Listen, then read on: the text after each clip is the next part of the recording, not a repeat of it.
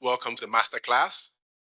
As per the agenda, this whole Masterclass is being hosted by the AFTA, and would like to invite Sansile to give us the opening remarks, and then I'll come right after her, and we'll get right into the Masterclass. So, and thank you very much for your patience.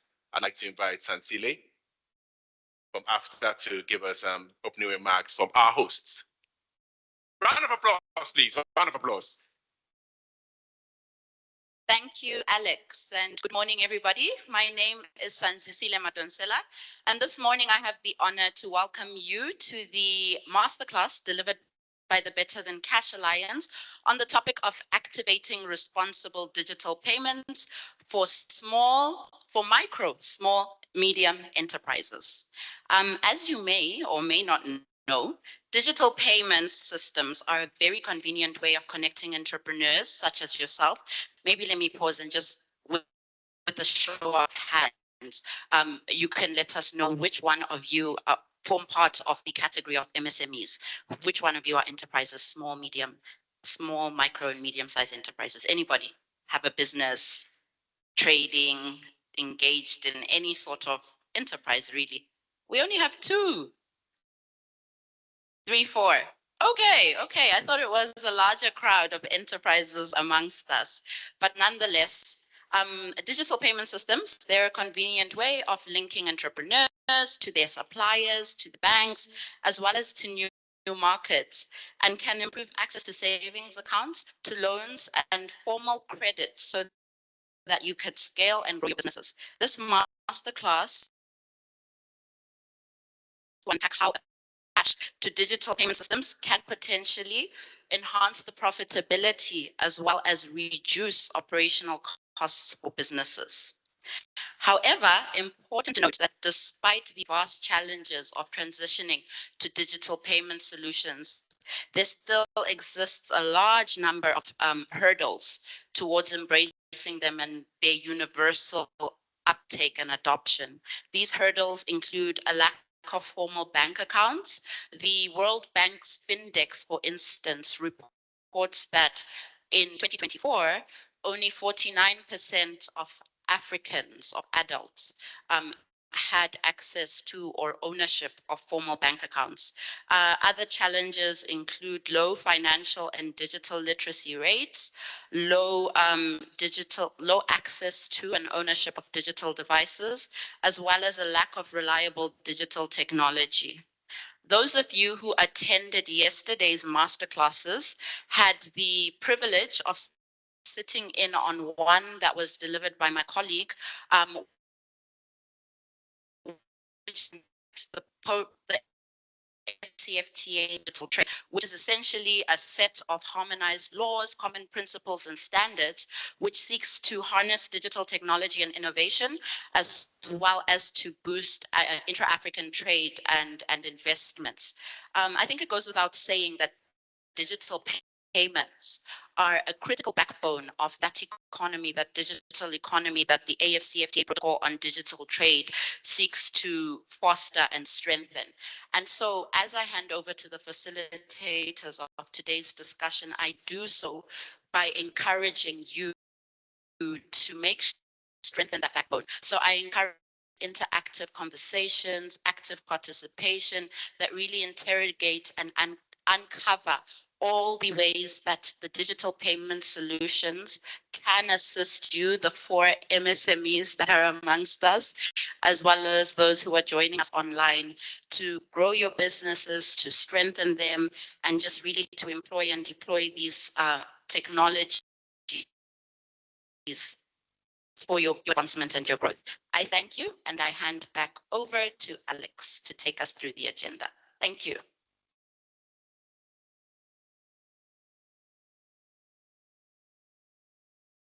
Now that round of applause was very weak. I know there's food outside, so let's do it properly. Thank you very much, Sansile.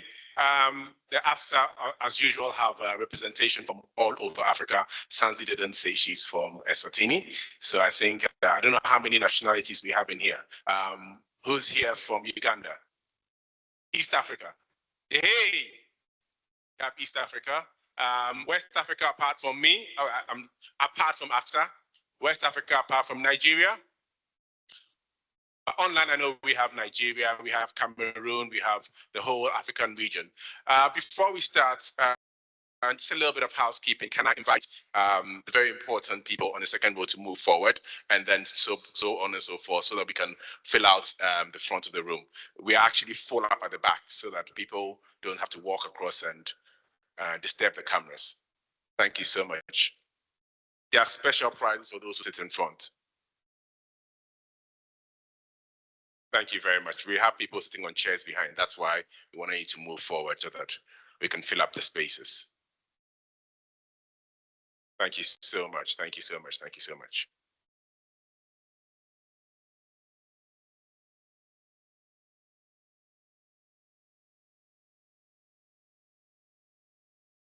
I think that should be, so I think we have about 10 spaces left that we can fill.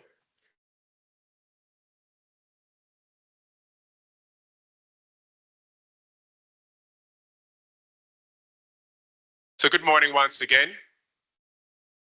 The name of my passport is 𝗥𝗲𝘀𝗁𝗁𝗏 but I prefer Kweku. Kweku tells you where I'm from. I'm from Ghana. I was born on Wednesday. It tells you so much in a single name. So henceforth, my name will be Kweku. And it's a real honor to be with you to participate in this event. I'm going to introduce the Better Than Cash Alliance.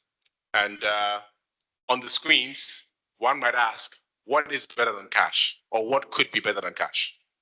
Now, somebody who has been privileged to be at the fulcrum of transitioning from cash to digital in 4 countries, in Kenya, in Ghana, nascent abilities in Nigeria and in Ethiopia. It's been very, very interesting to see how the change of culture has happened and how people have adopted digital payments. And as the Better Than Cash, we are an alliance of members, countries, organizations, and we call ourselves an alliance because we are a partnership. We do not come into any country or organization to tell them how to do things, but we partner them to transition into cash to digital responsibly. So what is better than cash? Security is better than cash. Having your money in a safe, secure place is better than cash. Being able to access your cash 24/7 is better than cash. Being able to send your money across borders, across geographical regions is better than cash. Having your data secured is better than cash. Knowing exactly how much it's going to cost you to move your cash or to move value from one point to another is better than cash. Including people who were otherwise excluded due to lack of banks, ATMs, cards, internet is better than cash. So that is for what we stand for. We are the Better Than Cash Alliance. We stand for a transition from cash to digital in a responsible way. Now, how does this align with AFTA?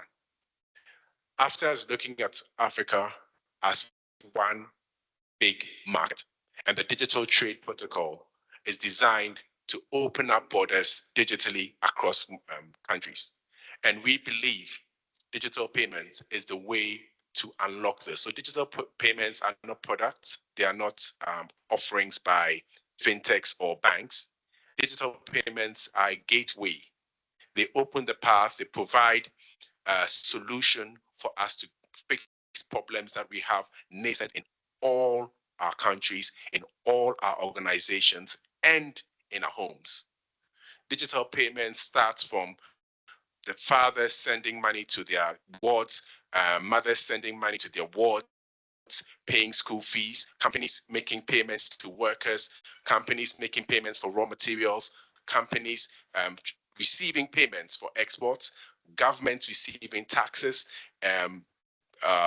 citizens goods and services for government. So all of these things are more than just a product. It's a gateway that opens up the whole continent to a marriage of opportunities. And we need to do this responsibly. We need to do this in a way that leaves no one behind. We need to make sure we are designing for individuals, the corporate individuals, the educated ones, the farmers, the maize seller in Zambia, the textile trader in Ghana, the tomato seller in Burkina Faso, the meat trader in Eswatini, what happens in Uganda, potato producer in Uganda, the cotton trader in Egypt. We need to make sure we're designing for each of those people. I had a discussion with a lady, a Congolese lady selling artifacts in Zimbabwe. Now, this tells you just how close we are and how much trade is going on informally. And she does close to $2,000 to $5,000 on a good month.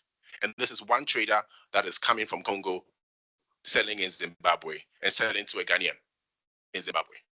So this tells you just how much we rely on those MSMEs. And for me, I believe the title MSME is a misleading moniker because it says micro, small, and medium enterprises. Now, as a collective, they have the Africa, that's 90%. 90% of our trade. They are the largest employer across the whole Africa. If you drive down any of the high streets in any of the African capitals, count how many traders sit along those roads. They are the lifeblood. And as a collective, if we do not design for them, if we do not include them, we are leaving out 90% and looking at that 10% that seems to be already digitized and already included.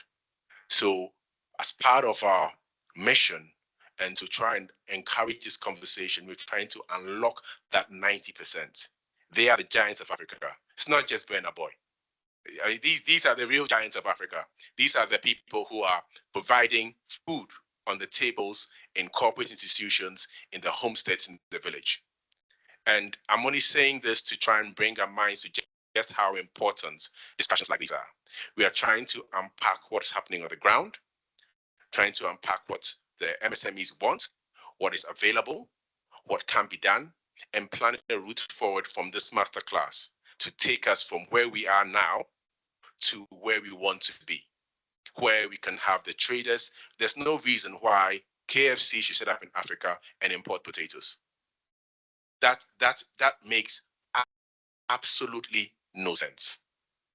We have potatoes that are rotting in farms in Kenya, and potatoes are coming in over the sea 12, 15 days, by which time their shelf life is probably have gone. And we have the same solutions here. We need to start having conversations about how we can source raw materials and build the South-South trade. It's nice to say things like South-South trade, but how does that happen? How do we discover markets? How does the potato farmer in Kenya know that KFC in Ghana needs potatoes at scale? That market discovery is one of the basic fulcrums of digital trade. And digital trade does one last thing that I find people don't really see the value of. It's the giving government. And when we talk to regulators, regulators are friends. The building, I think we have some online. Regulators are our friends. If you go to a regulator without information, they'll say no. They're going to say, can we trade between kwacha and shilling? They're going to say there's going to be an exchange rate movement. But if you say, here is the amount of trade happening, data-driven, because all these trades have been done digitally, you can then say, here's an idea of markets that exist, markets that you can explore. People are importing potatoes from Uganda. You have potatoes in Kenya. You need to find out why you're not producing enough potatoes in Kenya. It can inform your macroeconomic policy. And these are the kind of conversations that bring these out, because we find a lot of pushback from regulators because regulators do not have the information. So this is where we have that discussion as partners with a common goal to try and bridge the digital divide. So ladies and gentlemen, I'd like to invite you to come here with open minds, create, have a questioning mind. If you have an idea, can we have the slide with the ideas quote on there? If you can have that slide. If you can digitally or on a pen and paper, jot down your ideas, any additions to the ideas, and then any questions you have below. we'll share that shortly, and just try and make sure this session is very interactive. We're going to have another theme setting session from my colleague Irene that will go through some of the responsible principles. Please bear them in mind. We'll project them up here as well. These are underpinning the whole discussion. And then we would have speakers from the MSME segment who are going to be telling us exactly what they're facing now, where they want to go, and what they're not using. We're going to invite the banks and fintechs to talk about what they do have, what they're planning to do. We've asked some questions about why their products are not being scaled up, what they can do. We want you to come back as MSMEs to come back on them. Well, this is I'm not using this product. These are the challenges I face. So we can come out of here with a roadmap that would inform you as to what is coming, inform fintechs as to what they need to do, inform central banks as to what kind of regulatory gaps you need to close. This is the whole purpose of the masterclass. So thank you very much, and I'd like to invite Irene. Give her a round of applause. She's looking fantastic in green. By the way, the whole green thing wasn't planned. And I see the lady there. What's your name? I'm Rebecca Kaumba, Zambia Chamber of Commerce and Industry. You'll be joining us later. You dressed to match. So, ladies and gentlemen,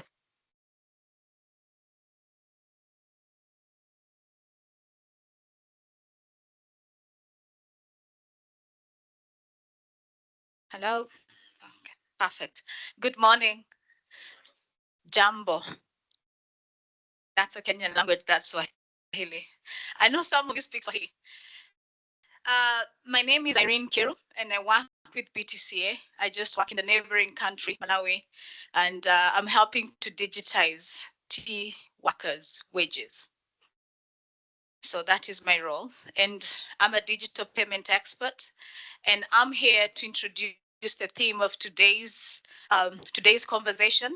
And I'm honored that all of you made time to come to today's masterclass. We all know that MSMEs form the backbone of our African community. These are lifeline. On the intra-African traders, they give us what we all consume almost every day. Let me see by show of hand, who goes to the market here? See, almost all of us. But as we transition to the digital economies, the way these businesses access and use digital payments will determine whether they thrive or they fail.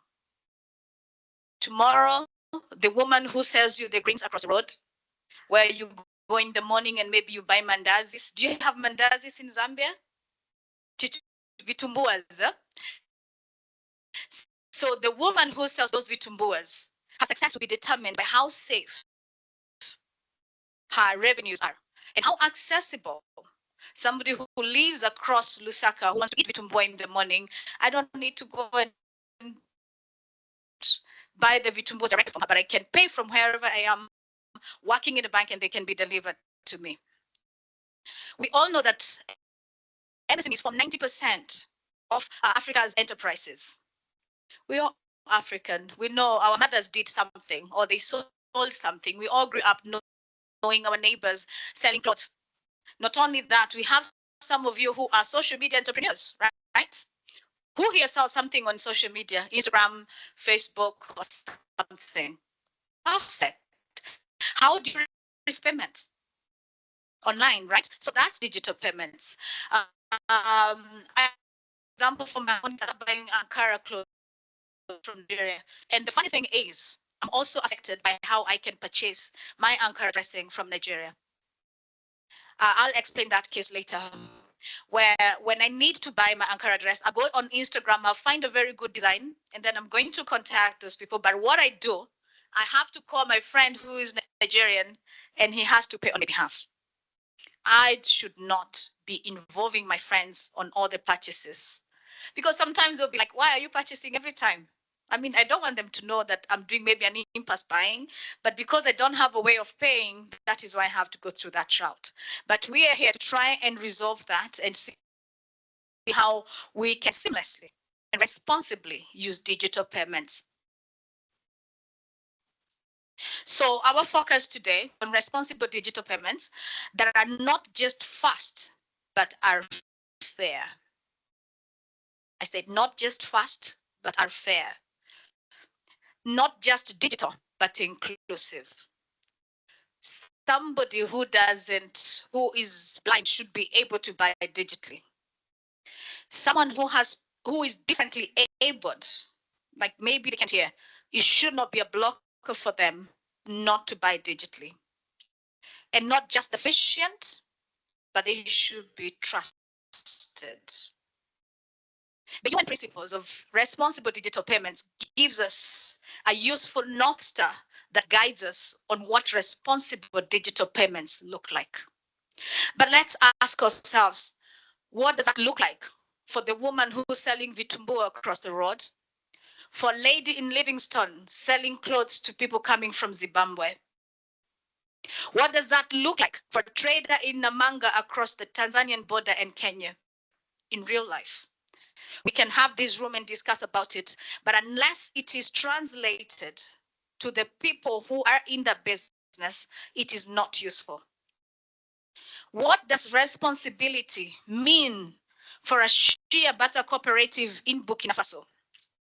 What does that mean for a chebe, that chebe cream that us African women we love from Chad? What does it mean to that lady in the village who is making chebe and Irene in Kenya wants to buy chebe? That woman running a kiosk in Ivory Coast, in Abidjan, who has everything, but then she fears losing her float, because if she loses her revenue, then she cannot do business tomorrow. And she would lose revenue in so many ways, hidden fees. How many of you today can clearly say, I know the fees that are going to be applied when I sell my article online? When somebody buys a cloth online, you always have these traders on social media telling you, you have to add a withdrawal fee. Do you guys do that? Why do you do that? Because that's a revenue lost when you're going to interact with your bank and they tell you, we collected like 100,000 kwacha, but you are taking 10,000. In that instance, is cash better than digital? It is. We say cash is king. Because if I have 100,000 kwacha in my pocket, even if I go outside, it's 100,000 kwacha. But if it is in my phone in the digital form, it might be 99,000. But how do we bring all this together so that it is transparent for everybody? And across the continent, we have aspiring examples. We do have Uganda, for example, with Safe Border, who did a merchant wallet for the women vendors, which are coupled with digital literacy trainings. As institutions, banks, telcos, and even the regulators, we have one problem. We need to communicate to the users that we intend our solutions to go to. I should never have a question like I cannot access, I don't know the fees, or I'm surprised by the fees that come by it. Funny enough, in Kenya, there's when we had COVID, we had the government said, the regulator said rather, that when I send you 1,000 Kenya shillings, which is equivalent to like $9, it's going to be free. So what people used to do, if I owe you 100,000, I'll send to you like 100 times because I don't want to pay the fee. But then the system will detect. But I'm coming to that in the sense that when they transitioned back to the charges, today I can ask anybody, how much do I need to pay to withdraw 1,000 Kenya shillings? They will tell you it's 29 shillings. I know it offhand. So that means Safaricom has communicated clearly to me, so it has registered. So how well do you know about the charges that are going to be applied to any payment as an MSME when you receive it? So I invite you today to think boldly, whether you're a fintech regulator or a trader at the border, or even in Lusaka, a banker. We have development partners. Ask yourself, are our systems transparent enough for that woman who's Vitumbua to be able to access in her feature phone. She doesn't need a smartphone. Are we designing interoperability, or are we building silos? I repeat that. Are we building interoperability, or are we going to build silos? If we ignore those traders who are across the road, we are going to miss it. They will not have the gadgets that somebody working in the bank has, but we cannot leave them behind. Are we creating real user protection, or are you just ticking boxes as a fintech, as a bank, just because a regulator told you? How are you creating your solutions? Are you having the client, the end client in mind? If I am going to do a mobile application, is it accessible in USSD? Is it in English, yet the person living in the village has never been to school? How am I sensitive to my user protection? And perhaps most importantly, when things go wrong, who do they call? How does a recourse look like?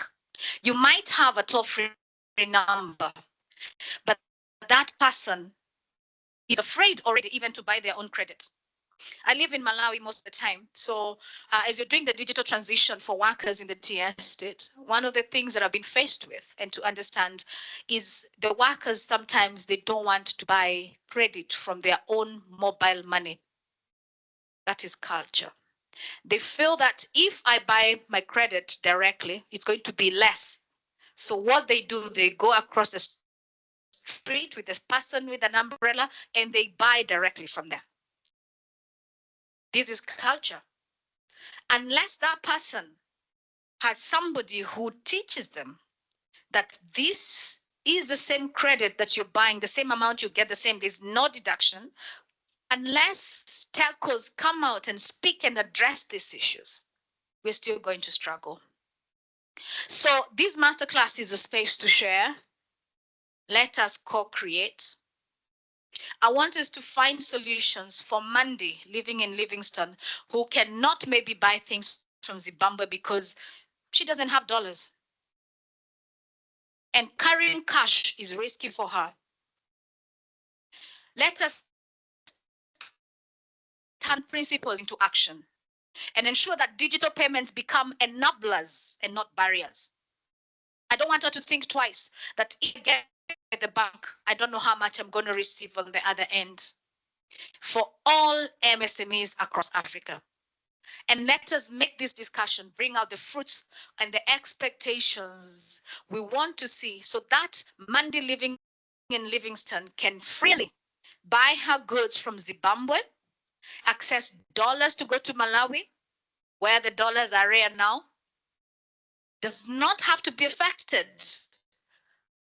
and to think about going to the black market to get change. Let us put our solutions together and help these MSMEs grow. And by this doing, we're working towards promoting our financial inclusion for our people, of whom most of the MSMEs you find is women and youth. Let us co-create together. Thank you and welcome. First of all, let me introduce myself. My name is Dr. 𝗔𝗰𝗁, and my company, LG Trading, is the AF-CFTA trading company in Egypt. And to brief you, what does an AF trading company do? We are facilitators and aggregators for intra-African trading. As you know, intra-African trading is only 12%, and we really want to change this. We don't want to stay on these percentages, and our role to start intra-African trading and to start trading among each other. Okay. Am I clear? The voice is okay?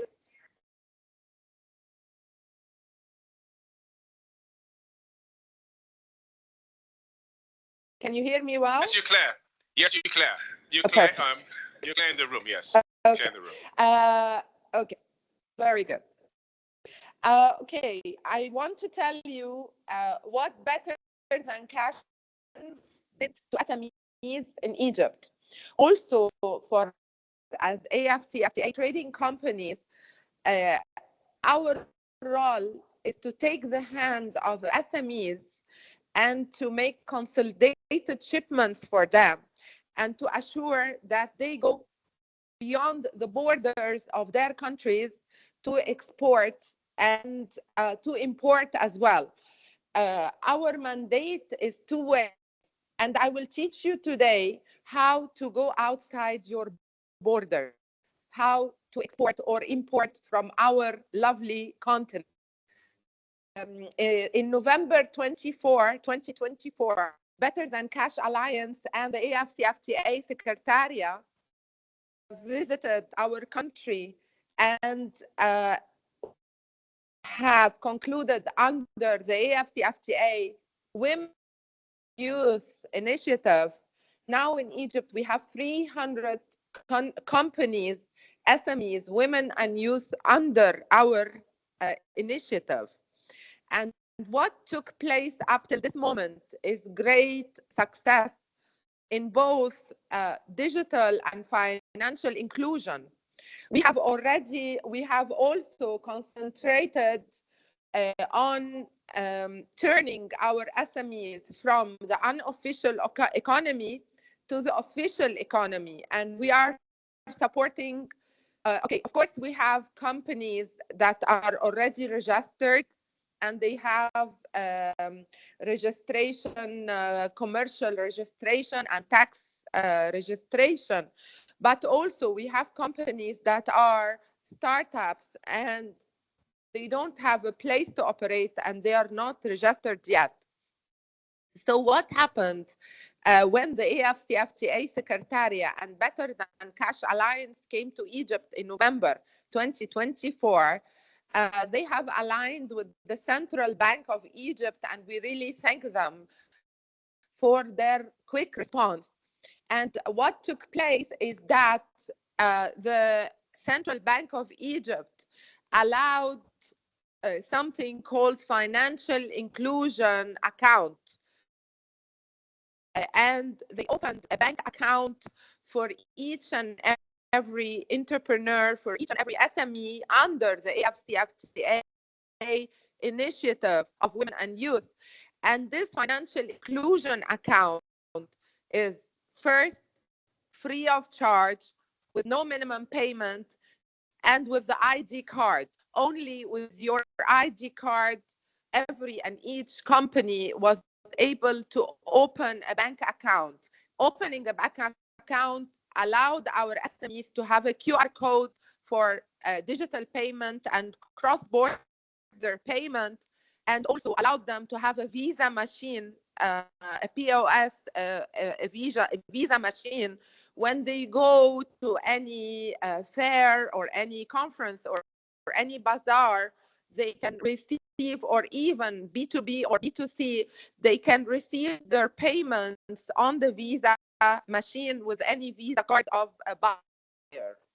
And also, after a few months, we have made a gap analysis. We have realized that our SMEs, they need to scale up.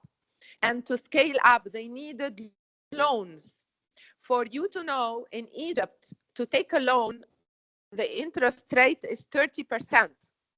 And this will raise the price of the products, and this is unaffordable for SMEs. So what took place that for the initiative of AFCFTA Women and Youth, they allowed SMEs to get a loan with only 5% interest rate. Of course, they had to go to the official economy, register their companies, have a tax card, but still this was a great scaling up for our SMEs. Okay, for you today, I want you to have a piece of paper and a pen, because we are going to go for a 5 minutes quick, so I don't take time of my other speakers, in the masterclass. But I want you to go in the trip of how to be to go cross borders, how to go beyond your village and beyond your country to show your products. Okay, let me share the screen. I will tell you the steps first. It is about 5 steps. We will work together. The first step, you need to get your Nadine, can I interrupt quickly? You need to know what is your HS code for your product. And this is done by simply Googling and writing that your product is, for example, tomato paste or pasta or home appliances or maybe garments or maybe handy crafts. So you get first thing, you get your HS code. Okay, number 2, and we're gonna do this together live. So you have everything in front of you. Second step is you need to go on the export potential map of the trade in general. So, and I will show you how to do that. When you go on export potential map, you will write your country and you will write the markets that you can go to or the HS code or the product that you have. And this will show you your product have potential in which countries. This is very important. So I always say, if you drive blind, you will not be able to drive. So you need to drive your business and to drive your getting outside your borders. You need to be open.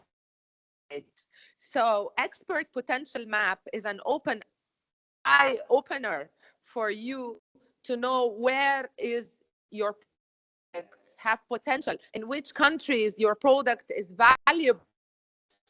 Oh, okay, after we do the step, I want you to go on the AFCFTA e-tariff book.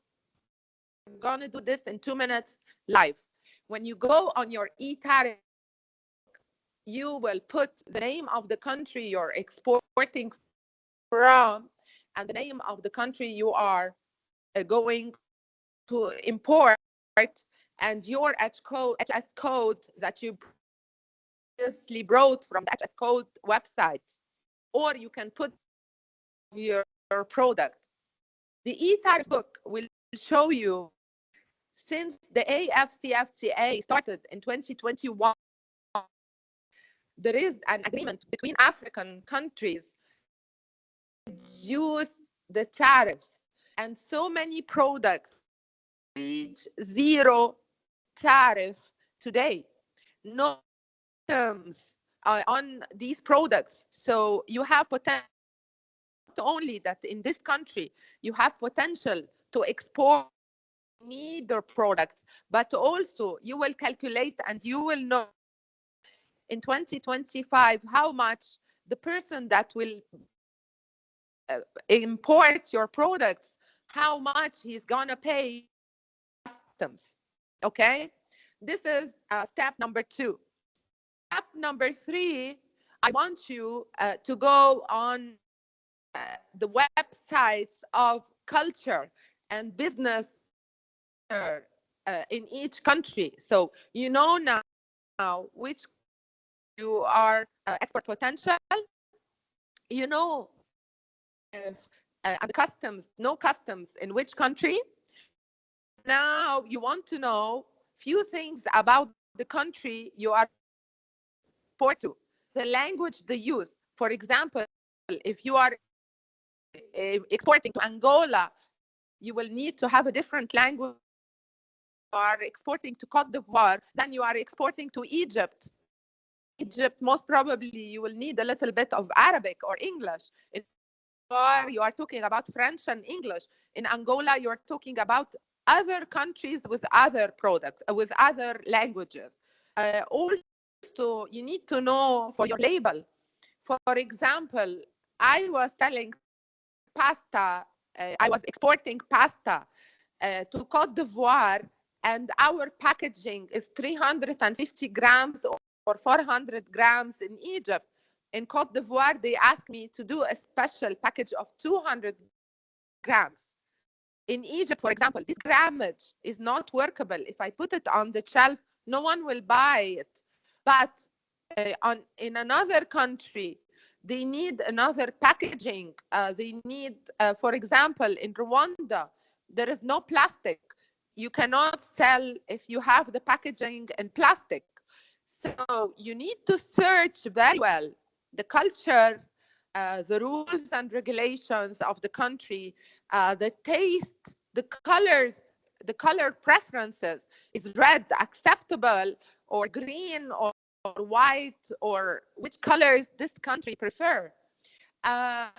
Okay, now you have the e-tariff book, you know the customs, you know the potential map, you know the taste and the culture and the rules and regulations of your packaging and the wordings and the language. You need to know how to reach a buyer.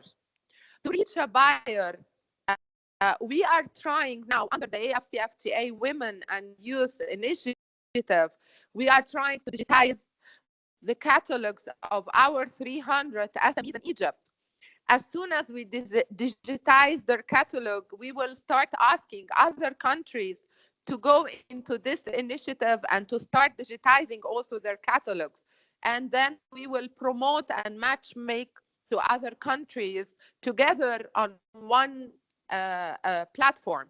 But now, today, how to reach a customer, how to reach a buyer for your products.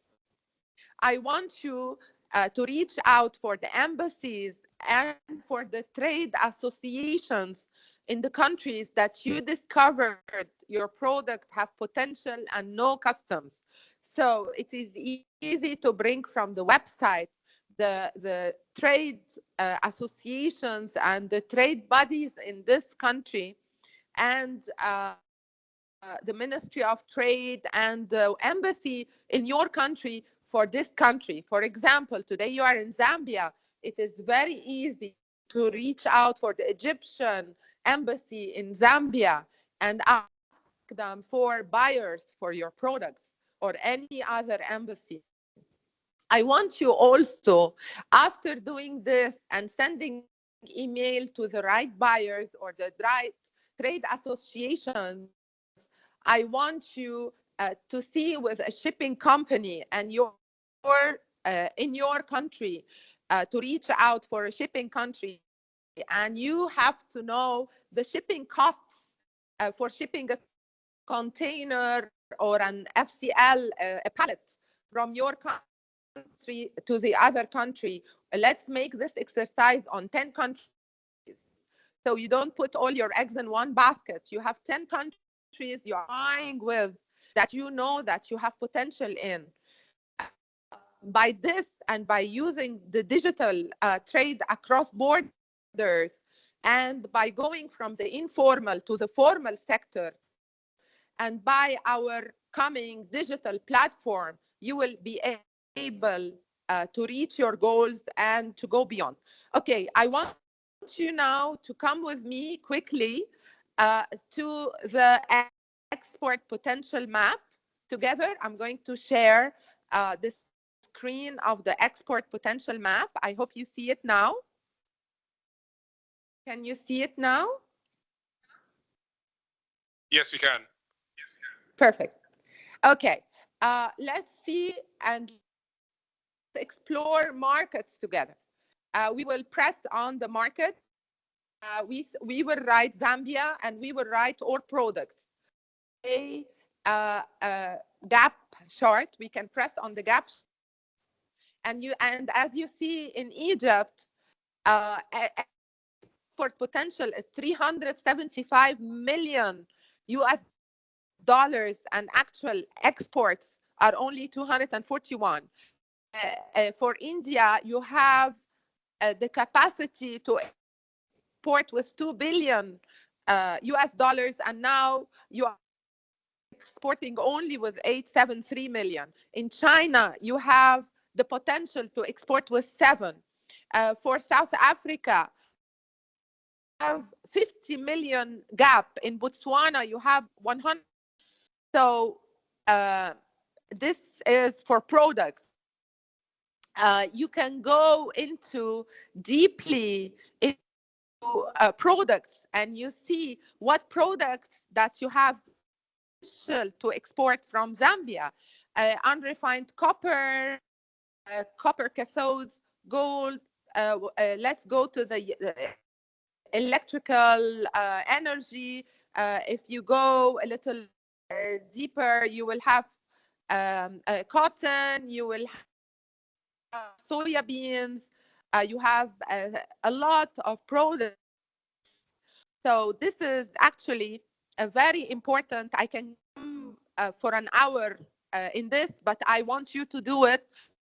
Personalized for your products. You will write export potential map on the ITC, and you can spend hours on this. Take your time and explore everything on this website. Let's go to the other website, which is very important. You cannot miss Africa on it, which is the e-tariff book on the FTA trading. Naveen, we have to round up in about 2 minutes, but we're loving this. E-tariff. I can't hear. Can you say again? So we have to round up in 2 minutes, but this is really good. So we don't want you to miss out anything. So please make sure you condense it, because we love this. Sure. Let me quickly go into the e-tariff book quickly, and then I will leave you to other speakers. Can you see my screen now with the e-tariff book? Yes, we can. Okay. I made Zambia to Egypt. If you are exporting from Zambia to Egypt, and I have put potatoes, for example, you will see that in 2021, the tariff was 1.8. Today in 2025, the tariff is 1, and it will reach 0 on 2023. And this is the site of the e-tariff book, which is etariff.au-afcfta.org. So I don't want to take more time from you. I want you to enjoy other speakers, but please shout out for us in anything, us or Better Than Cash Alliance. Thank you so much. Thank you so much, Nadine. Stay on for a little bit. I like that round of applause. Now that's better. This morning was weak. I think the tea helped, yeah? Nadine, thank you. Thank you so much. Thank you so much. So this is what we trying to get out of this masterclass, an active roadmap, something you can actually take away and provide value for. I don't want to use the word make money, bring value to the table for. So round of applause again for Naveen. That was fantastic. You know, as a practical guide, I don't know how many of you have imported, but you realize that sometimes you're importing from a country and they give you a minimum order quantity. Now, practically for you, when you've done your SF code, you know what the tariff is, you know how much your end user is going to be paying, then you can then plan out to say, if I sell a minimum quantity of X amount at X price, it's still saleable in the other market. You need to also think about what's going to happen at your point of termination. So once you can find out what your price is called the price build up, you find out what the price build up is, then you know what kind of scale you must export at. These are practical things that get you out there and going. Okay, so Naveen, thank you very, very much. And for those of you who have questions, please jot them down. We have your email addresses. We'll send you some of this information afterwards. I'm going to invite, do you have questions in the room, by the way? Any questions in the room? Yes, Naveen is still online. Naveen, you're still online, yes? Yes, I'm still online. Okay, so we have one question from the room, if you use your mic.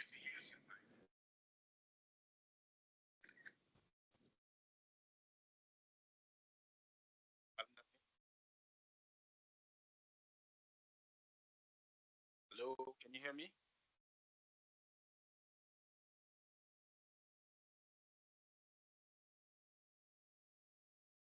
Yeah, that's me. Naveen, can you hear the question? No, unfortunately. Can you say it?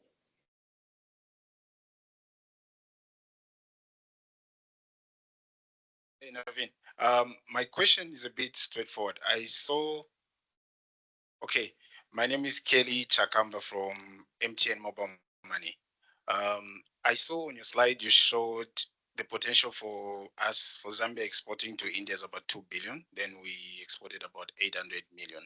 I just wanted to know, how do you determine that potential? And maybe we can start from there. Okay, if I heard well, you're saying how you know that this potential is real, huh? Is it what I heard? Yes, specifically to India, you say the slide showed 2 billion, and Zambia exported about 823 million, I think. Okay, it is very simple, very easy. I want you to have connection with our Ministry of Trade. And in each Ministry of Trade in Africa, there is a department for SMEs and there is a department for exporting.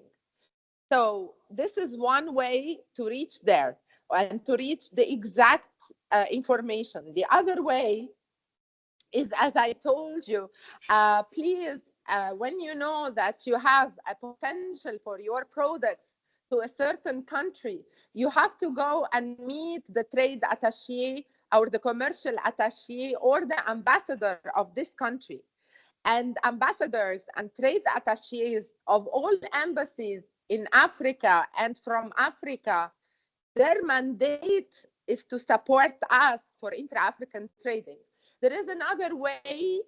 Please send an email on the email of 𝗙𝗆𝘆 𝗥𝗲𝘀𝗁𝗁 and ask they connect you to buyers and they connect you to the market in the country that you think you have a potential for your products in it.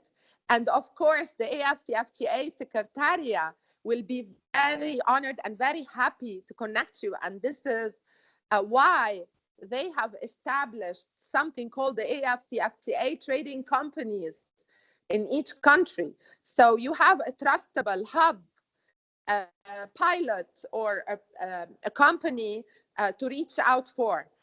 And our mandate is to facilitate and aggregate this trading. And we will have the information in each country.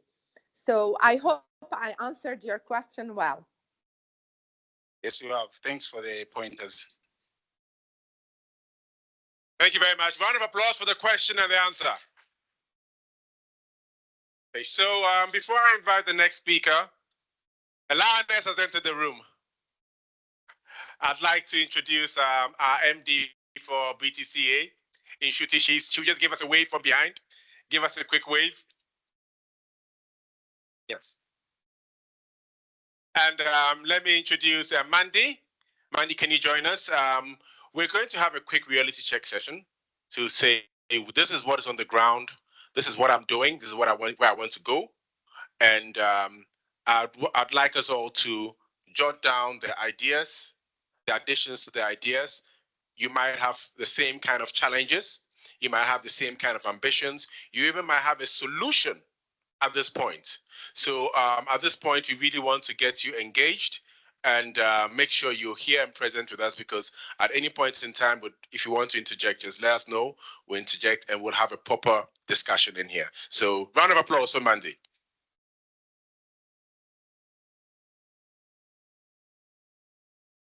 My name is 𝗔𝗰𝘁𝗶𝗃 from Livingstone. I own a store called Trio Accessories and Beauty Parlor, and I've been a cross-border for more than 10 years. Yeah, so I'll share with you some of the challenges that I've faced, I've gone through in my business. Yeah, so I'll share with you some of the countries that I have traveled to or have done business with. The first country I'll talk about is South Africa. I think most of you know the crime rate that is in South Africa. It's not easy doing business in South Africa, especially when it comes to carrying a lot of money. So it's actually not all the times that I travel. Sometimes I prefer sending, depending with the amount of money that I have. Yeah, so it's still a challenge. I'll have to use somebody I know as we call them runners. So for me, how I send money, I've I actually have a relationship with people who are doing business in South Africa. So what I do is I'll send my runner to go and get like runs from them. Then I give them cash. So that's the only way that I actually do business when it comes to South Africa. Then I'll talk about Zimbabwe. I have 40% of customers from Zimbabwe.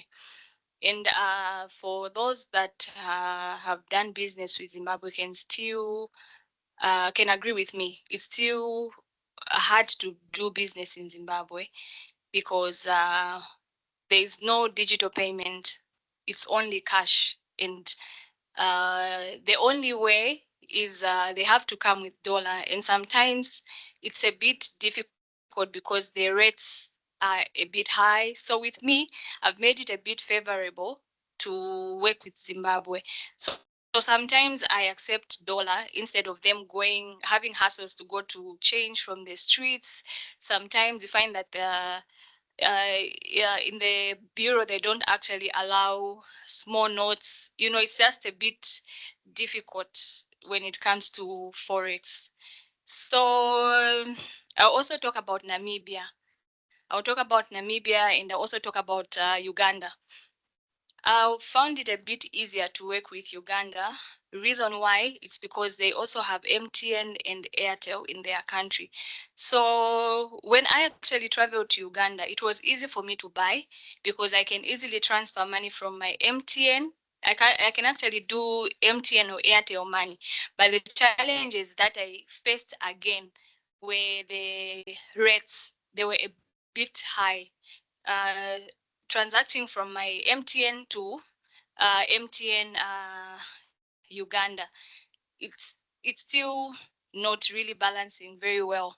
So those are some of the challenges that I have faced with these countries. Anyone with questions, they're welcome. I can answer a few.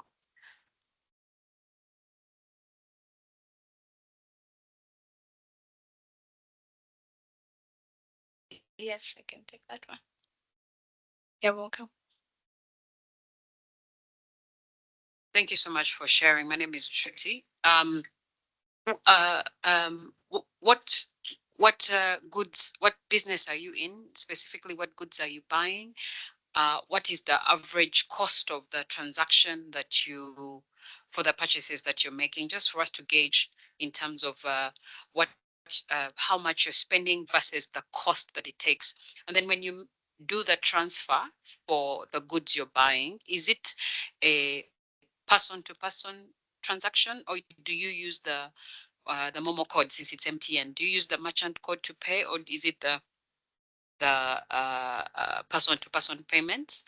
If it is, what do you estimate is the amount, and what do you think we should do to make it easier for you to make payments in Uganda, in Namibia, in Zimbabwe, and South Africa? What message would you want us to take back to government and the banks and everyone that can make it easier for you? Thank you.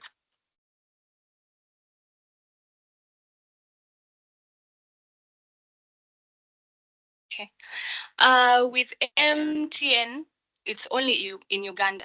There's no MTN money in Zimbabwe or Namibia. So for Uganda, the only thing that I noticed was the charge is not the same as the one we have here in Zambia. It's a bit on the higher side, but still it's a bit favorable to work with them because no matter what, I'll still get what I want, despite the price just being a bit high.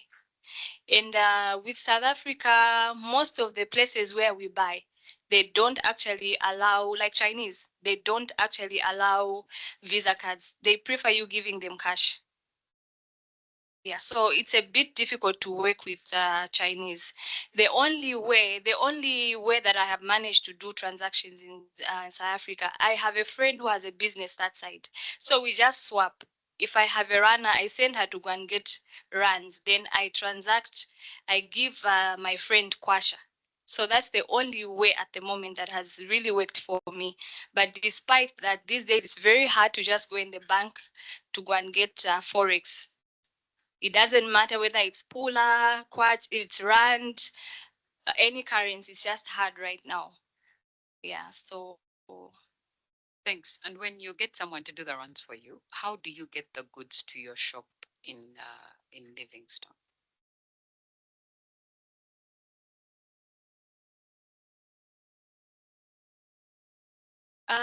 So what usually happens when she gets the money, we are in different groups. Sorry, I didn't explain what I do. I own a store and I sell different stuff. I sell jewelry, I sell hair, I sell handbags, just a lot of things. It's not only one thing that I deal with. So she'll go and collect the money, collect the stuff that I want in the groups where I am. Because the same runner that I use, she also works in the shops where we buy from.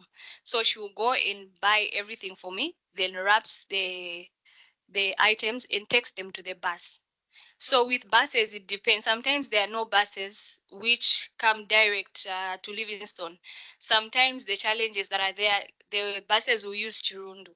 So when the staff arrives in Lusaka, I have to look for someone who should put the stuff for me on another bus. Then I receive them in Livingstone. Yes, so it's a bit hard because sometimes you use somebody who is not honest, you find that your stuff is just lost. You don't even know where to start from tracking your stuff. So those are some of the challenges that we face, that I face. Thank you so much for your candidness.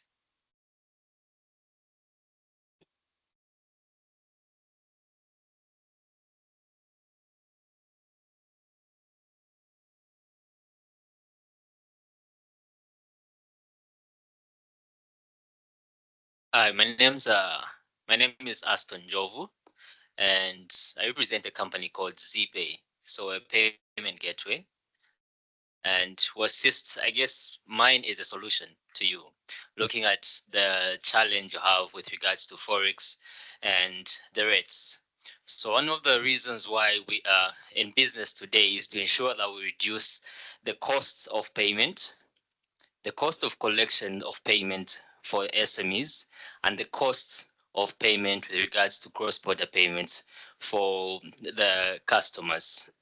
So what we do with SMEs like yourselves is, if you have a website, we give you an API that helps you collect payment from all your customers in Africa. So currently we're in about 23 countries.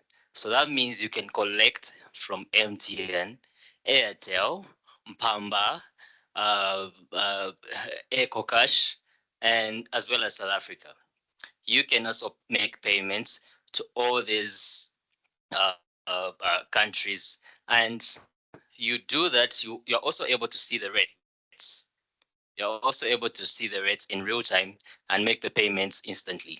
So I guess I'll probably maybe see you after this session, just to guide you on that and also help other SMEs out there. So we're called 𝗔𝗊𝘃, and you can search us on all social network platforms.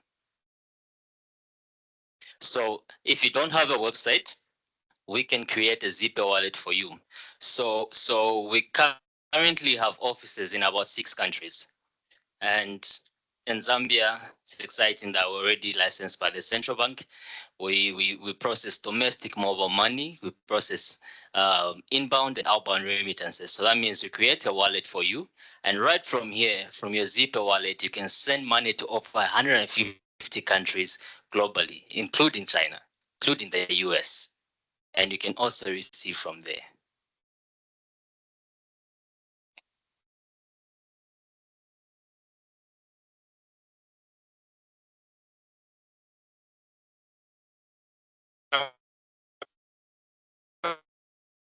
onboarding, I mean, you might have to outline how you onboard, because that's another hurdle sometimes people have, and how the wallets are funded if she needs to make a payment to South Africa to buy hair. What is the mode of funding that wallet, assuming she has no funds already in that wallet? So how do you go from zero to funding to transacting to South Africa? That journey, maybe in our 1 minute. So for a long time, and I've heard this even I think in this meeting, cash is king. So obviously you have cash that you need to send at the end of the day. So once we create your wallet, you deposit funds through our network of agents. So we have a network of agents all around the country. And if you are in rural Zambia, deep in rural Zambia, and you don't have access to an agent, but you probably have access to funds in your bank account.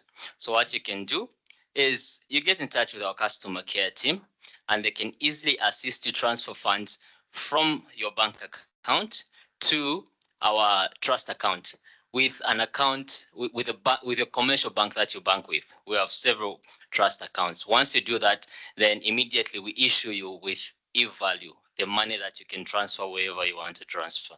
And when the money is paid to you, you instantly get notification and you can see the funds in your wallet. You can withdraw, you can transfer, and you can use other products on the wallet.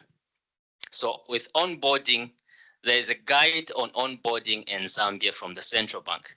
So basically what you need is, if you're a registered company, we need your incorporation certificate, your progress certificate, then your ID as well, and your proof of address. Then you have your wallet. As an individual, we just get your ID. If it's NRC or passport, then we sign you on instantly. Thank you for the information. Is anybody else here getting value? If you got some value, let's see your hands up. That's good. That's good. We need to share value here. Kelly, do you want to come through?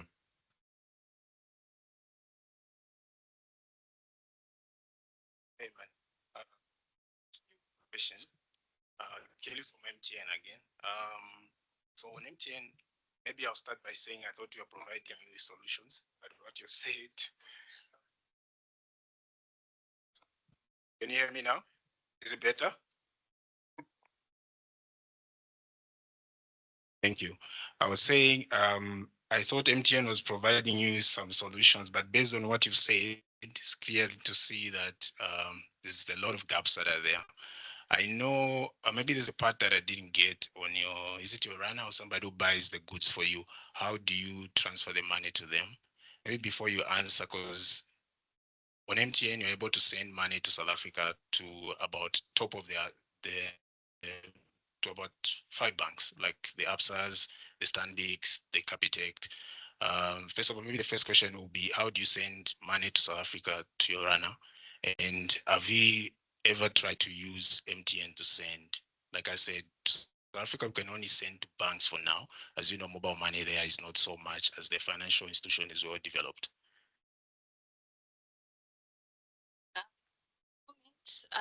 The only solution that I have a friend who has a business in South Africa, and they actually they do business that side in Rand.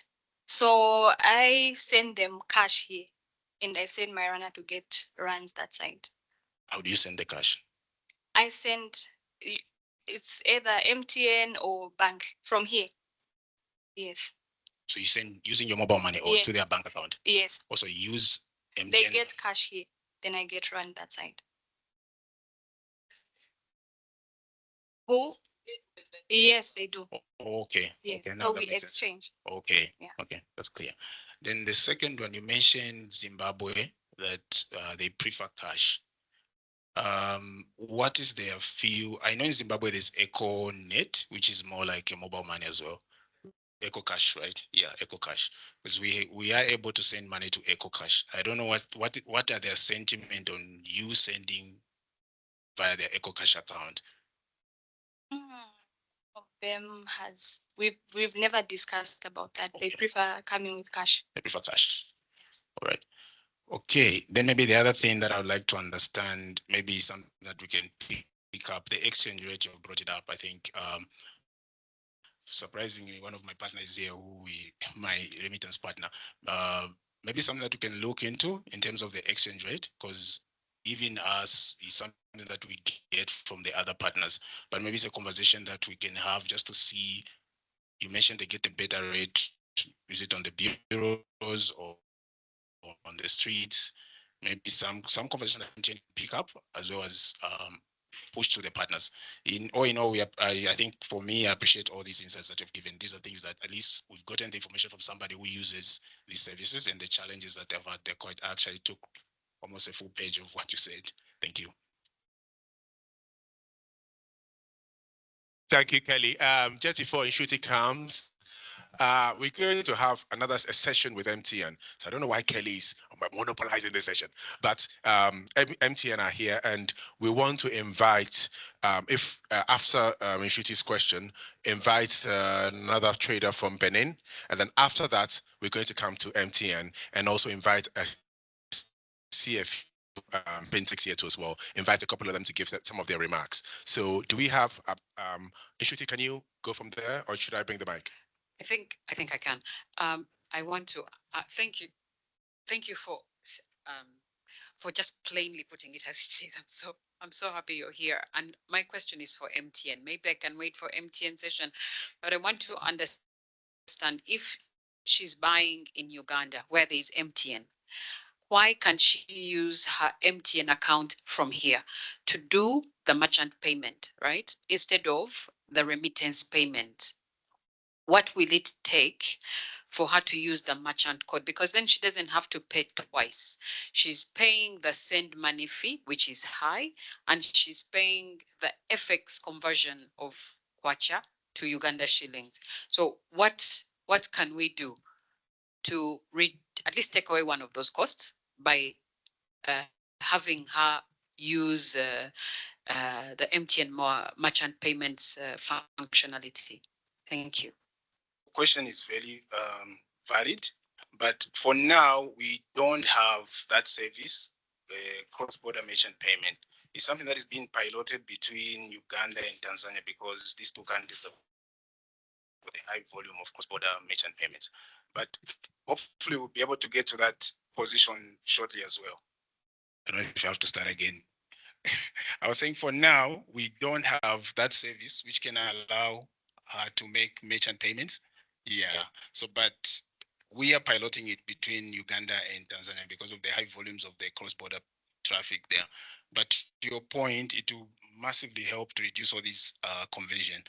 But again, there's always a component. If it's a cross-border payment, there has to be some sort of exchange, like when the payment is being made. But to your point, it will reduce one factor, which is at least is sort of a merchant payment, not as of a P2P cross-border. Thank you. Thank you very much. And that answer in itself gives us one of the reasons why we need to go digital with our trade, because there's a lot of invisible movement of money at the borders. You know, what Kelly just said gave you a snapshot of what he has from data. Now, there's a lot of data being lost because of all the informal transactions going on, and we have no idea, no visibility, and no way to plan for it. So MTN is now planning to invest because they can see the traffic in there. We have farmers that are doing lots of produce in most parts of Uganda, selling a lot of coffee, but they don't know how much is actually going to that particular location. All they see is a green field. It doesn't look very lucrative. So all the telcos are investing in the cities, but there's so much money coming out of those farms that we can now tap into, because if it was digital, we'll know that this particular province in Uganda is doing 4 or 5 million every season in coffee. So it's worthwhile at least having a mask there, because the connectivity can be quite low. So Mandy would like to give you a big round of applause. The applause is getting weaker. Thank you, thank you. Thank you. It's not easy to come up here and be on the spot answering questions from the MTN, BTCA traders. So Mandy, well done. we'd like to invite the next trader from Benin. And can you, Fari, can you put your mic on? Can you say hello to us?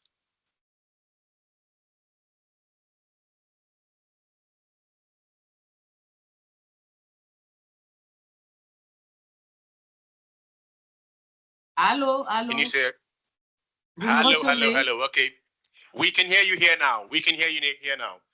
You can start off with the Merci. intro. Bonjour, chers tous.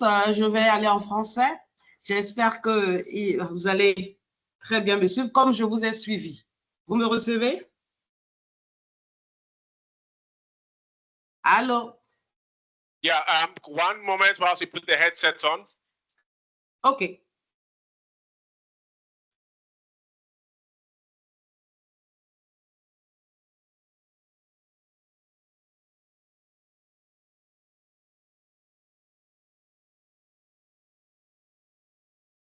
Vous ne parlez pas français?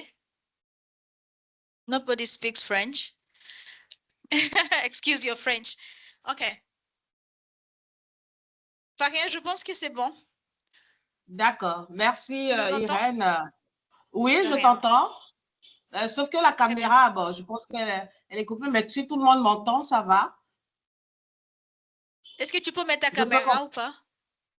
Ben, écoute, c'est toujours pas bon, hein. OK, il n'y a pas de Ben, souci. c'est pas grave, hein, si on m'entend, je pense que je vais me présenter. Voilà. Je peux commencer? Oui, c'est bon. D'accord. Bonjour, mesdames et messieurs, les membres du panel, chers participants, distingués invités. C'est un honneur pour Faria, moi. deux secondes, s'il te plaît. Oui, vas-y. They're saying it's still French.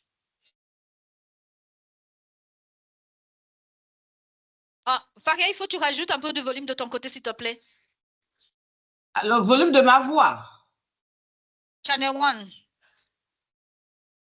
1. For the listeners. Je suis au maximum, mais je sais ce que je vais faire. Attends. D'accord. Je rapproche l'écran de moi. Non, ne te raccroche pas, s'il te plaît. Parce qu'après, ça pour la connexion, ça peut donner un peu de problème. Je ne veux pas ça. D'accord. OK. C'est bon, là, on m'entend bien? On m'entend bien? Are you okay? Is it okay?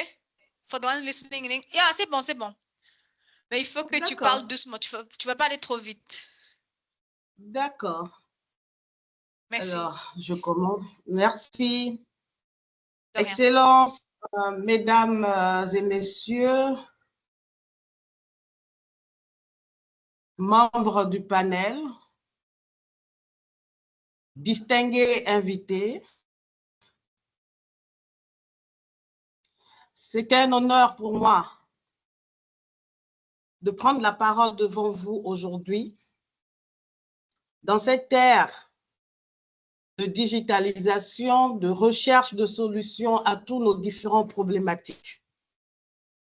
Je me nomme 𝗏𝗏 𝗏𝗏, d'origine du Bénin, un pays de l'Afrique de l'Ouest, au cœur aujourd'hui des transferts transfrontaliers. Le Bénin est un exemple, un grand pays sur lequel, nous devons aujourd'hui nous statuer pour avoir des exemples, des use cases, des cas récents du quotidien, ce que nous vivons au quotidien par rapport au transport du cash.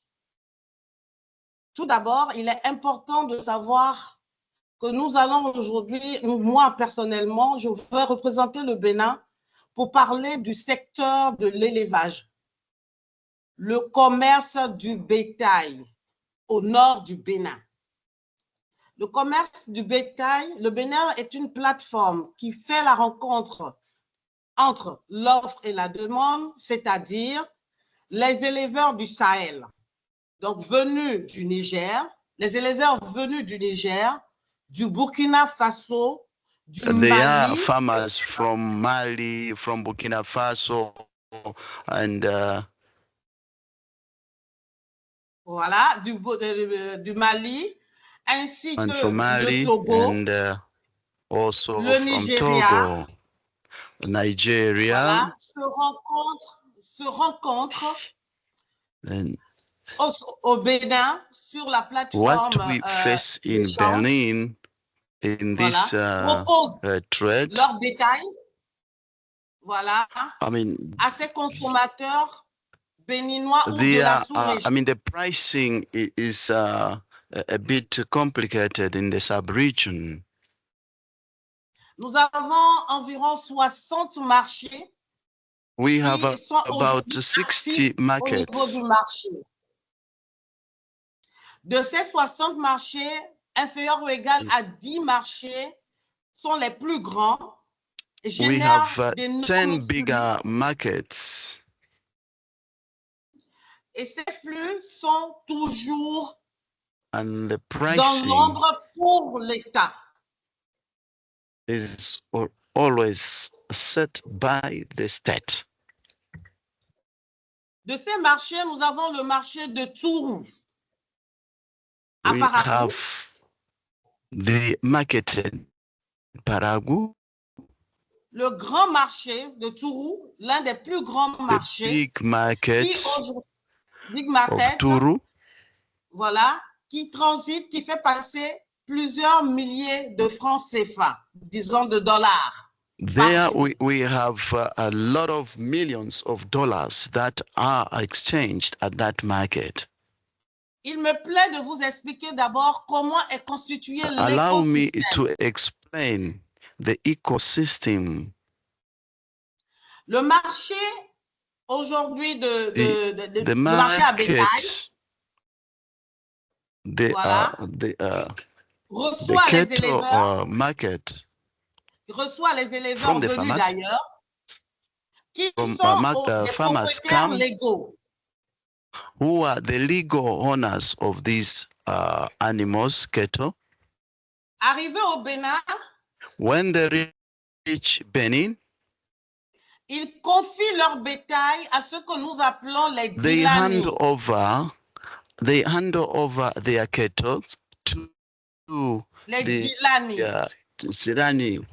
Tilani, who are Les the Dilani, c'est des middlemen. courtiers, les These are intermédiaires. middlemen. À l'instant où le bétail est confié au Dilani à When the l'intermédiaire, cattle on n'entend is plus parler given, is du handed propriétaire. over to the middleman, the owner has no say at all. Le Dilani devient le nouveau propriétaire, à la fois le vendeur. The middleman becomes the new owner of the cattle, and is the one to set the pricing. Donc ce Dilani, c'est lui qui fixe le prix à l'acheteur. Is the one who set the price. Et l'acheteur, quand il paye en cash. And when the buyer buys, he pays cash. Nous parlons d'énormes têtes de bœuf. Il peut avoir 500 têtes de bœuf. Il peut avoir 1000 têtes de bœuf. He can Ou have, plus. maybe 5 cows or 10 or so. Lorsque le Dilani vend le bétail, au soir ou When 3 the jours middleman après, sells, il fait le compte au propriétaire réel. and the middleman has to get a cut out of it and pays the money. Jusqu'à là, c'est toujours en cash. It's always cash money. That is the transaction we are having here. Le propriétaire réel et le Dilani, c'était déjà The real entendu sur owner vos commissions par tête de bœuf. and the middleman, they have already agreed on the commission that has to be given to the middleman. Maintenant, le propriétaire doit retourner dans son pays d'origine. The owner must go now back to his country of origin, where he came from, after selling the cattle. Il faut il faut à ce niveau transporter de l'argent pour traverser les frontières He jusqu'à has to destination carry finale. the money, the cash, to cross the border, to go to his country of origin. Et c'est là où se passent plusieurs maux. Nous rencontrons plusieurs décès, des accidents, des That's braquages. where we have a lot of issues. Accidents occur on the road and other vices.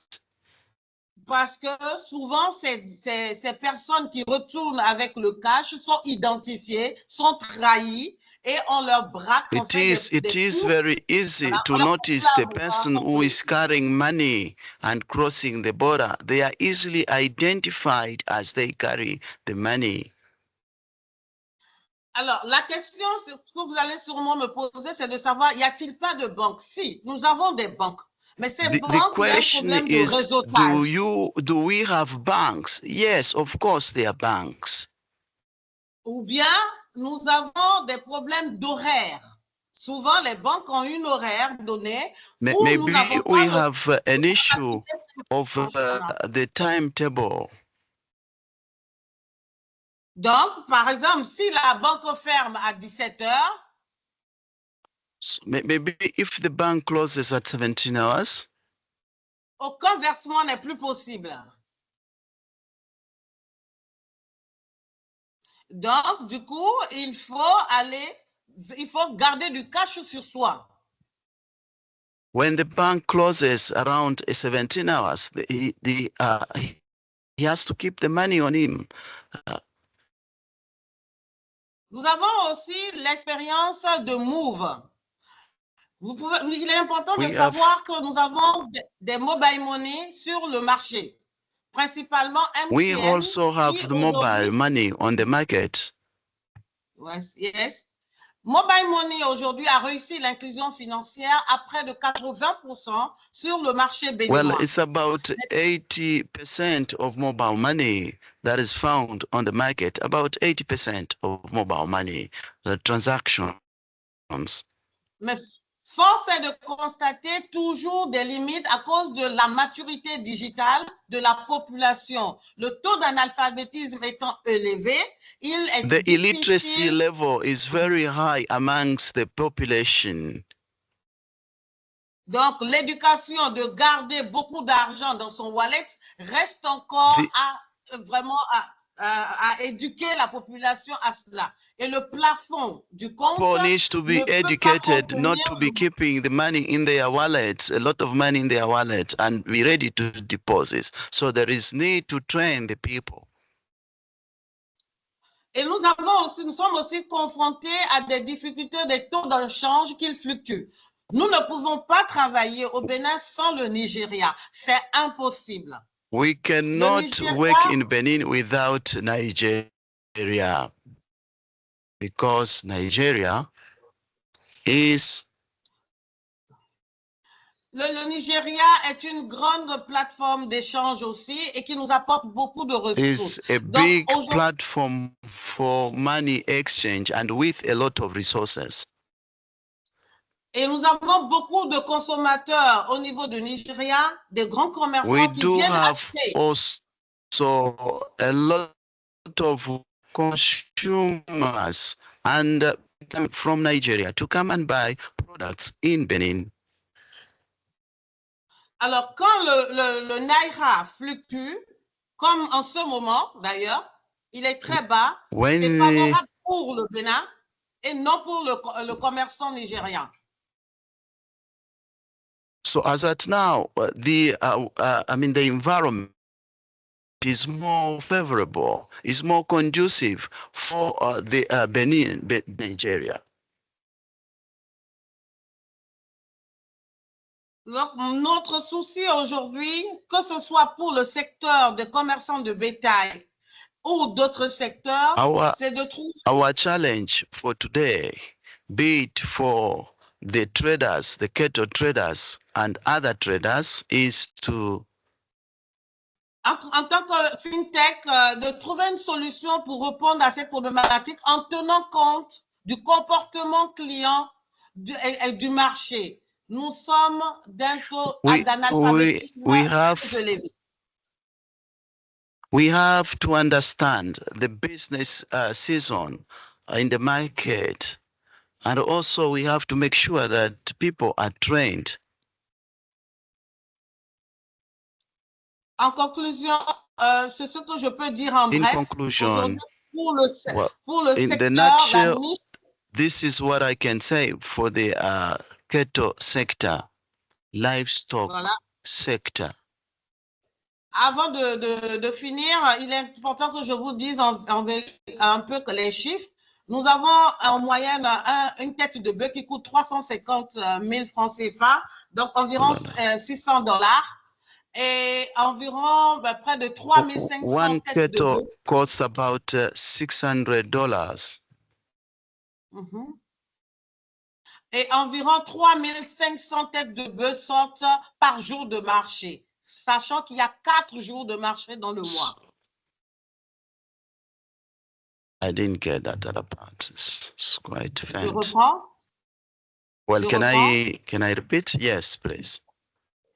Environ 3500 têtes de bœuf sortent du marché par jour de marché. 3,000 cattle on the market, sold on the market on a daily basis.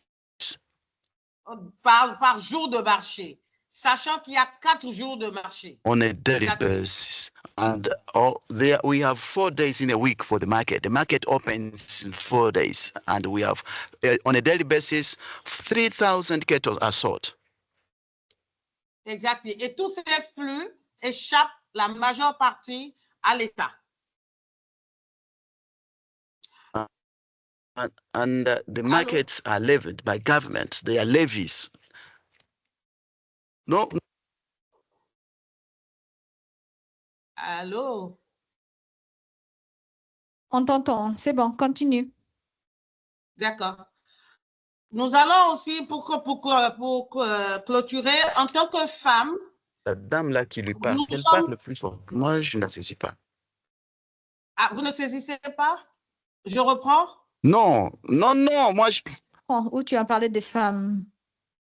Alors, pour les femmes, je voulais parler des femmes. Je suis, en tant que femme, entrepreneur. I want to talk about women as an entrepreneur woman. Engagée dans la fintech. Nous n'avons pas de femmes aujourd'hui dans le domaine qui sont valablement représentées. Women who are not who are represented in this field. Par exemple, dans la chaîne de valeur des femmes, in the value des chain, la chaîne de valeur des commerçants de bétail, for traders. Voilà, allant des flux physiques aux flux financiers, les femmes sont très peu représentées. We have very little representation of women. Very few women are in this sector.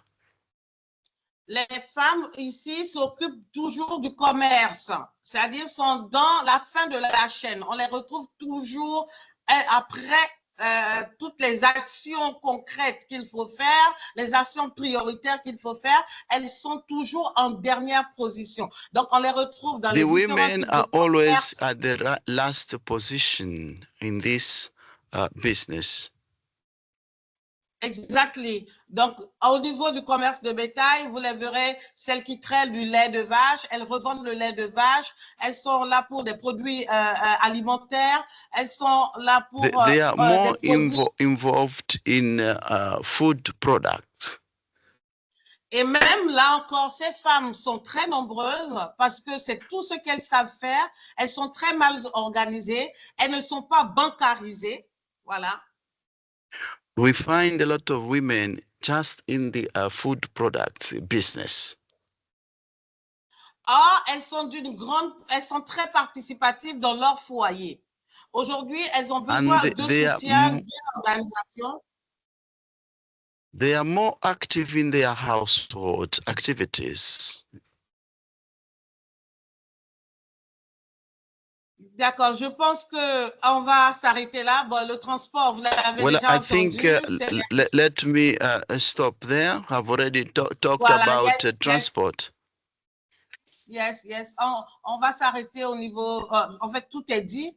Les transporteurs, c'est des personnes encore. C'est toute une autre chaîne, c'est tout d'autres profils dans la chaîne de valeur ils transportent après le deal entre le Dilani et l'acheteur et le réel propriétaire. Ils transportent les sous à leur risque. Voilà. Merci à tous. Je suis ouverte à toutes les questions. Oui. OK. On a besoin de toi. On va... Well, I remain open to all questions that would like to ask a question. D'accord. Je note. Hein?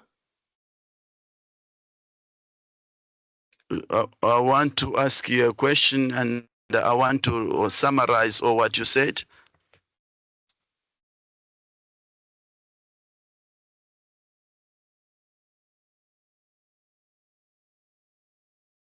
Je n'entends pas Irène, je n'entends pas la question. Time spa? Yes. All right. So what is the numbers? What are the numbers looking like? How many millions dollars?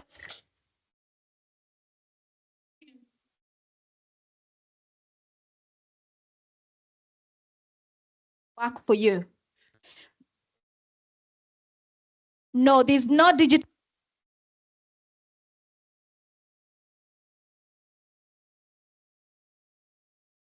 Je n'entends pas. OK, on va te poser la question. Alors, la question qui vient, aujourd'hui, est-ce que tu utilises les paiements digitaux quand tu acquiers en fait les bétails? Comment tu fais pour acheter les bétails? Alors, comment plutôt mes partenaires font pour acheter le bétail? C'est du cash, je le répète encore, c'est en cash. Nous n'avons pas encore cette maturité de transférer autant de sous sur des wallets. Parce que nous avons fait l'expérience dernièrement d'accompagner une banque à s'installer dans les marchés. Alors, plusieurs personnes étaient d'accord, 80% des acteurs de l'écosystème étaient d'accord, du simple fait qu'ils ne voulaient plus transporter du cash à la maison. Mais la pratique reste toujours difficile à faire. This is that they carry the money into their homes. This practice is continuing. It's continuing. Very clear. Any question? Any other question in the room? Thank you. Just the last question here. So please, she has a question. I'm coming to her.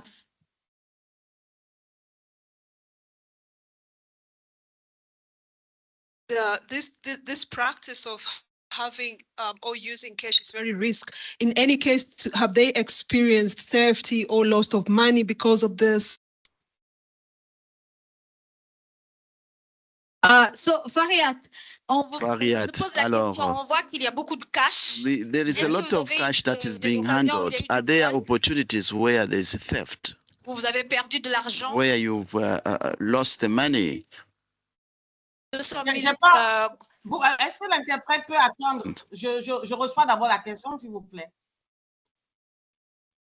Irène, tu peux reprendre? The question that is being asked is that there are security problems. Are there security problems when you are carrying cash? When you say that you carry 2,000 francs. Can you elaborate more? Can you explain more on this, on the security issue on carrying money? Irène, tu peux reprendre la question en français, s'il te plaît? Can you repeat the question? Are you able to hear me? Can you hear me? Et juste la question en français, la question de la dame, en français. The question, have you ever had experiences of thefts, money theft?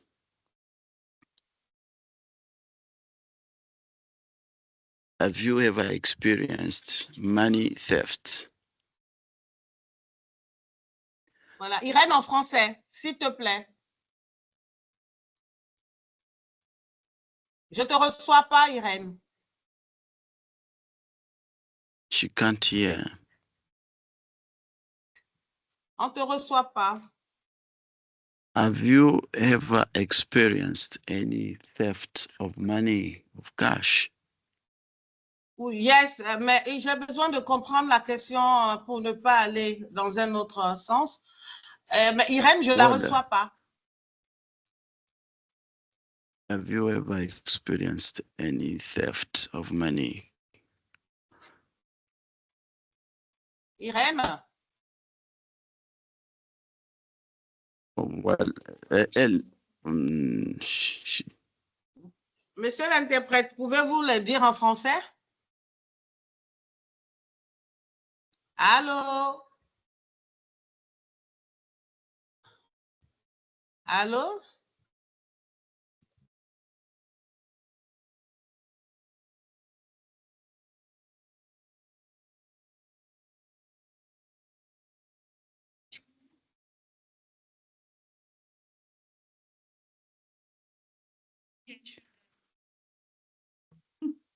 Because I know how it. Oui, là c'est bon, là c'est bon. We are asking if there have been cases of theft of money, of cash.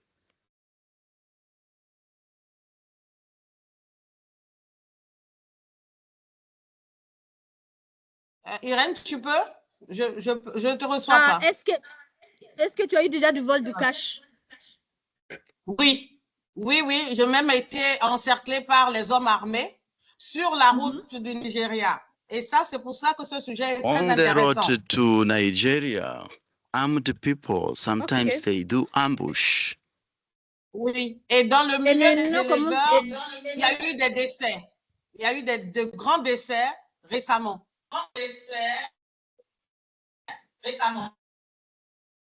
Très bien.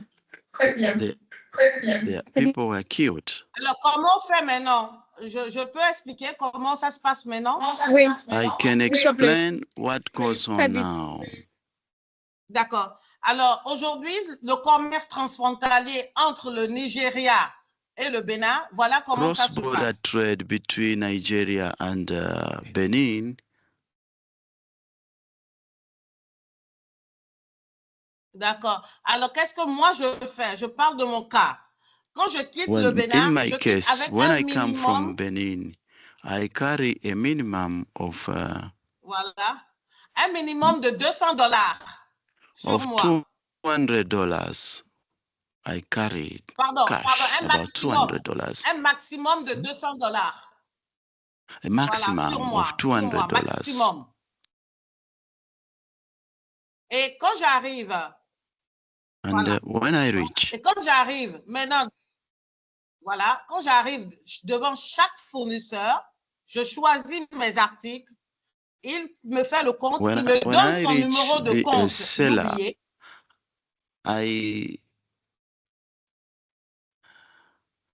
Voilà, quand il me donne le numéro de compte, le fournisseur, I transact through the account.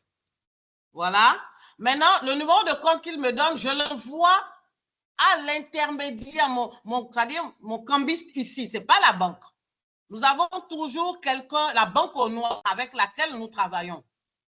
On les appelle des cambistes. We have a bank that we always work with.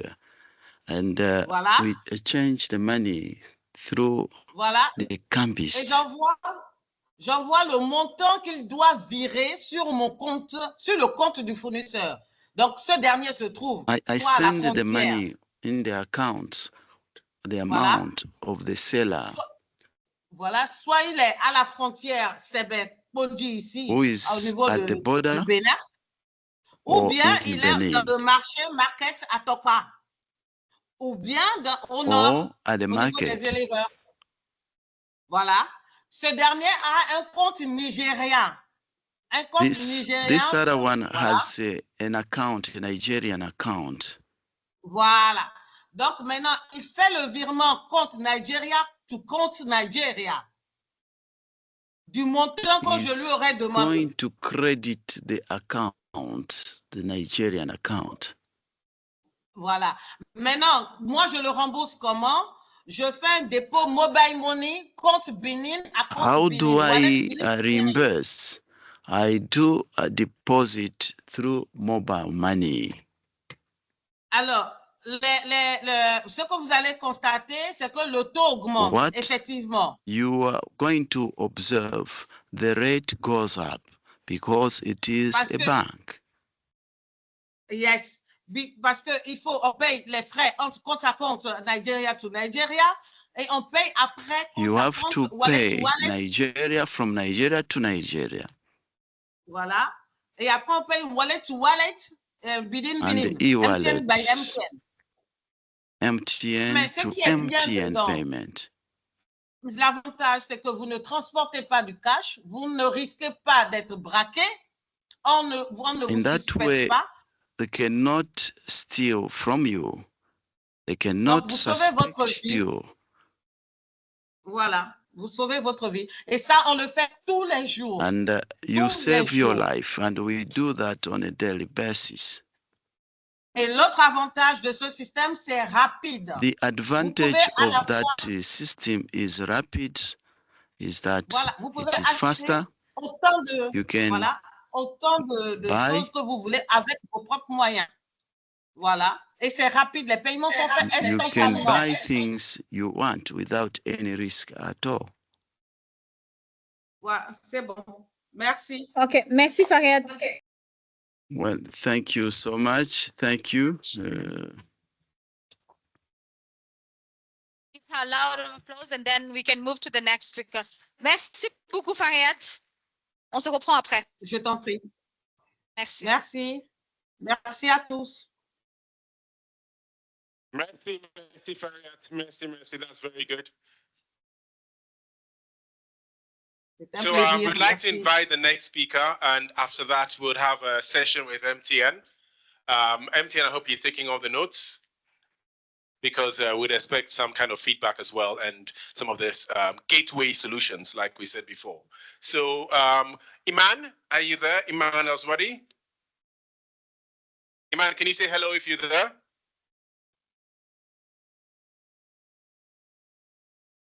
Iman Elsdawi from EmanoArts in Egypt. Hello, Iman. Hello, Iman. Technology, give it a second. At some point, it'll be better than physical. We'll start having holograms of us in different rooms. We can even interact with the holograms.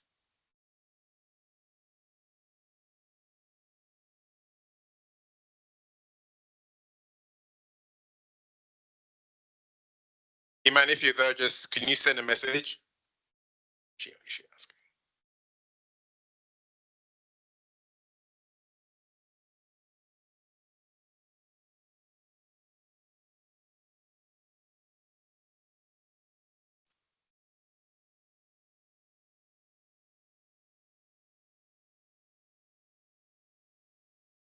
Hello? Can you hear Hello, me? Iman. We Hello, can hear how you now. are you? We're Okay, fine, how are we're you good. all? Welcome, welcome, welcome. The floor is yours. Do you please introduce yourself, and then the floor is open for you. So round of applause for Iman. Thank you. Okay, as you know, I am from Egypt. I'm founder of company EmanoArts manufacturing of lighting products, decoration items, and home accessories.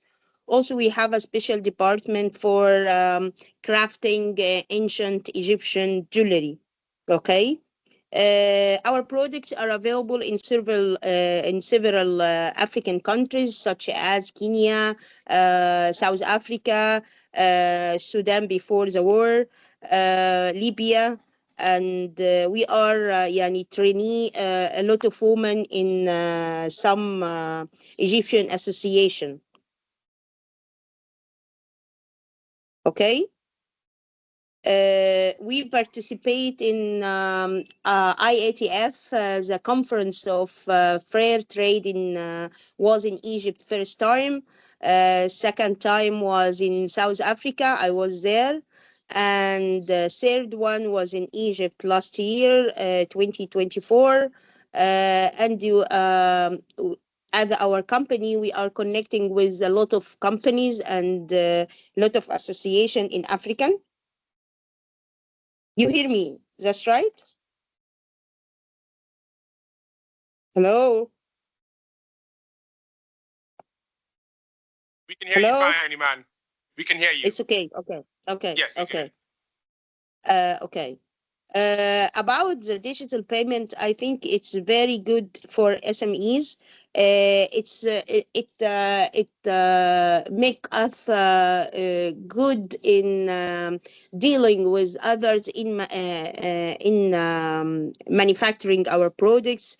Digital payment often see customers and higher sales as seen in programs like cash flows in our companies. With that is means more growth and adapting digital payment. By the way, I believe in electronic payment gives confidence to both parties, the party who imports the product or the part of getting the product from the factory.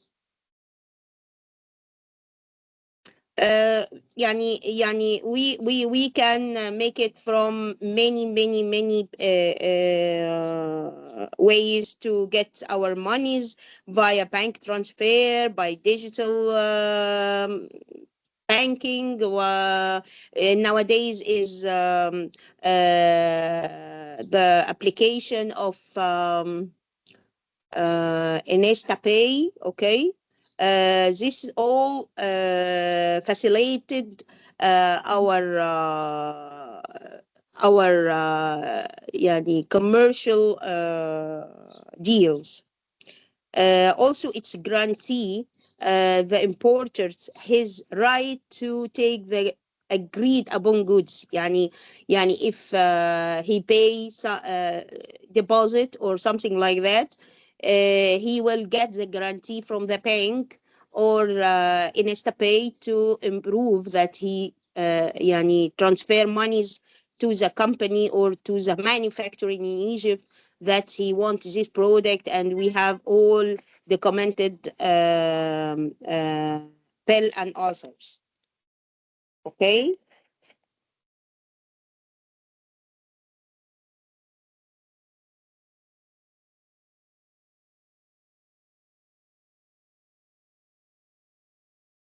Hi, man. Okay, I'm with you.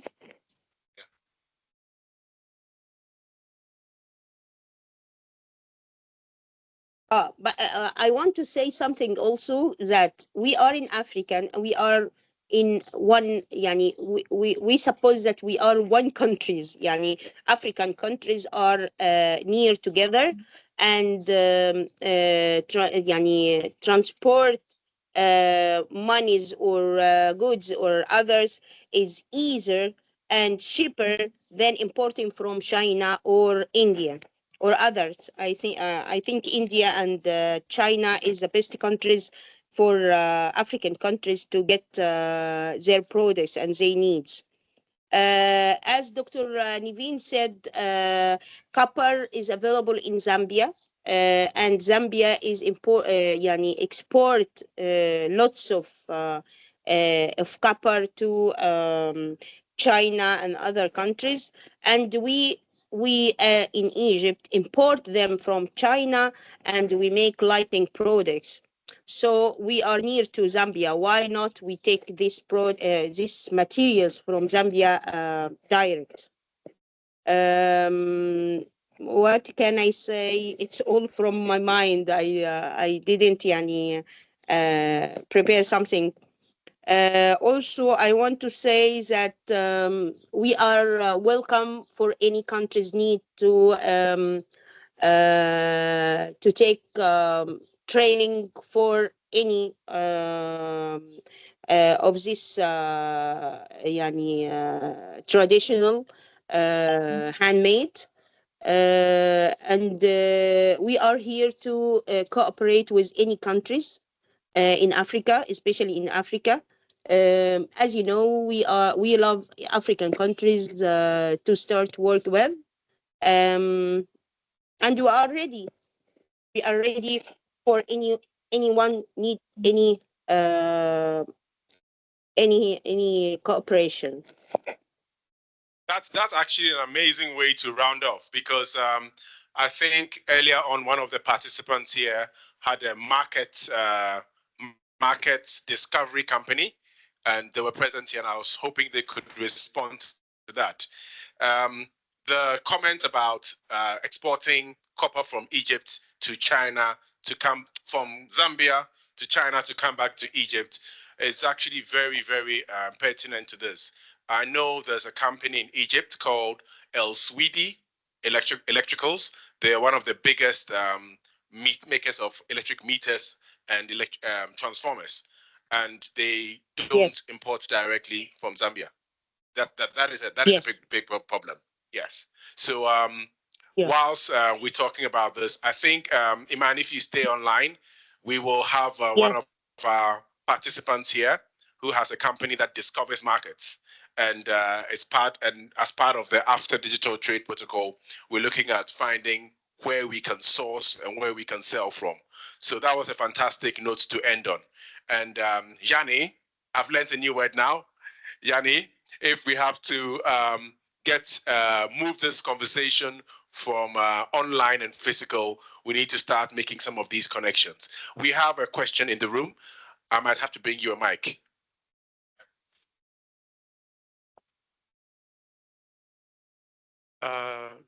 Good morning, Madam.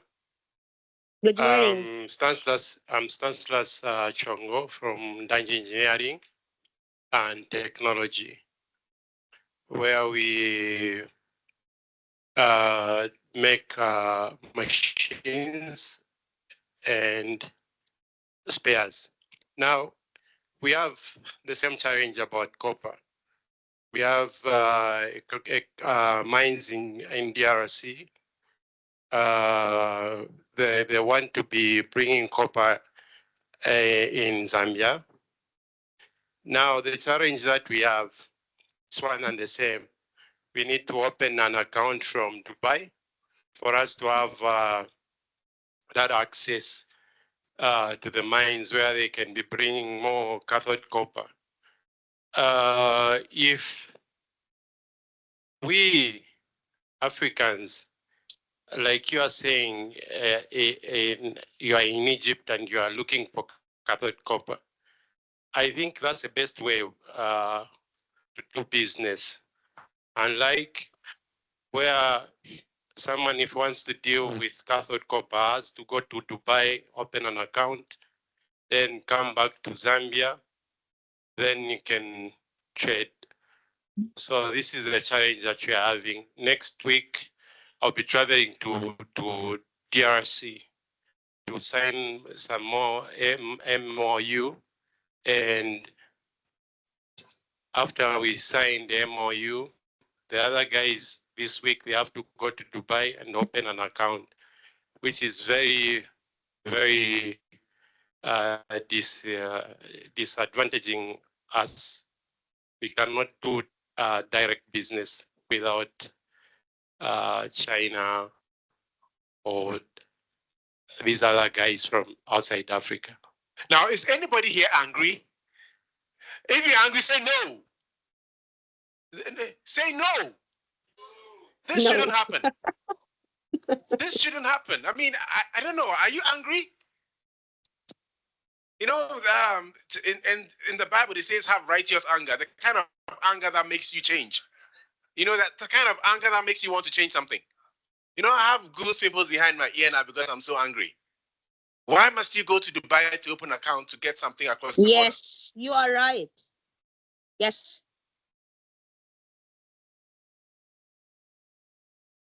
Yes. You know, I think it's very, very difficult, or it's very complicated to make this trade between me. If we said Zambia, it's why go to Dubai and bring my products from Dubai?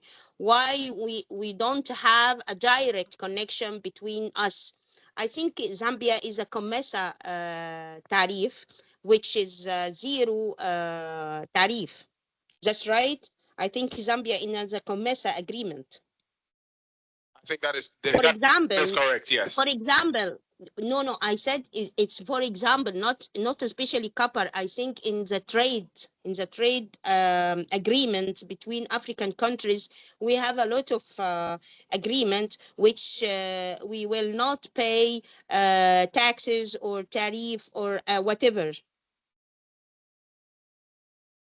Yeah, I think for COMESA there's a zero tariff. I don't know whether it applies to copper, but can anybody confirm this? Is anybody in the? And also we have agreement AFT-FC.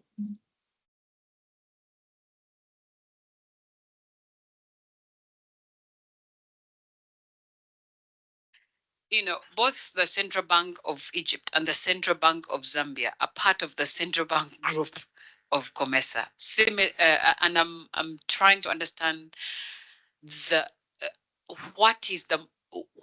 who requires that you open an account in Dubai in order to buy copper from DRC? I can answer part of that question. There are brokerage. Okay. Thank you, Madam. That's a nice question. This is the policy. If you ask anyone who's dealing with cathode copper, they'll tell you you need to open an account from Dubai. That's where you will be even making transactions. That's the way it is. That's the way it is. If you want to deal with cathode copper, this is the way it is. Because they will say they don't trust us. They don't trust us. This is what they will tell you. So whatever, when you want to make even a bank guarantee, they want a bank guarantee from Dubai. This is what is happening. I think it's very clear that we need to have clear corridors for market trading. A lot of these things come from traders, coming together. So it makes you as the seller, have to deal with what the buyers demand, and the buyers come together to form these houses where they can clear the transactions. But that means that's because we are not talking to each other. And we need to create clear corridors that can move goods and that can move money digitally. So on this note, Iman, thank you so much. Please stay on. We're going to invite MTN to give us their take on what they've heard so far and what they have in store for us. And MTN will stay on because we do have two more I don't know what you call them, speakers, two more participants who want to give a bit of a scenario on what's happening on their side. And then in between, I see we have a couple of fintechs here. We have Insano Zambia and we have 𝗔𝗊𝘃 Zambia. That's if you can, you said something, but you can give us a few roundup words. And then we have a call to action as to how we are going to stop saying no and stop all of this, all these irritation points, okay? So MTN, Kelly and Memory, is going to be a bit of a duet here. Floor is open.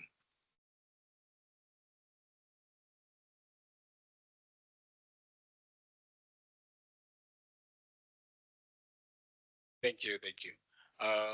First of all, I'll start by saying, as MTN, we are happy to be here.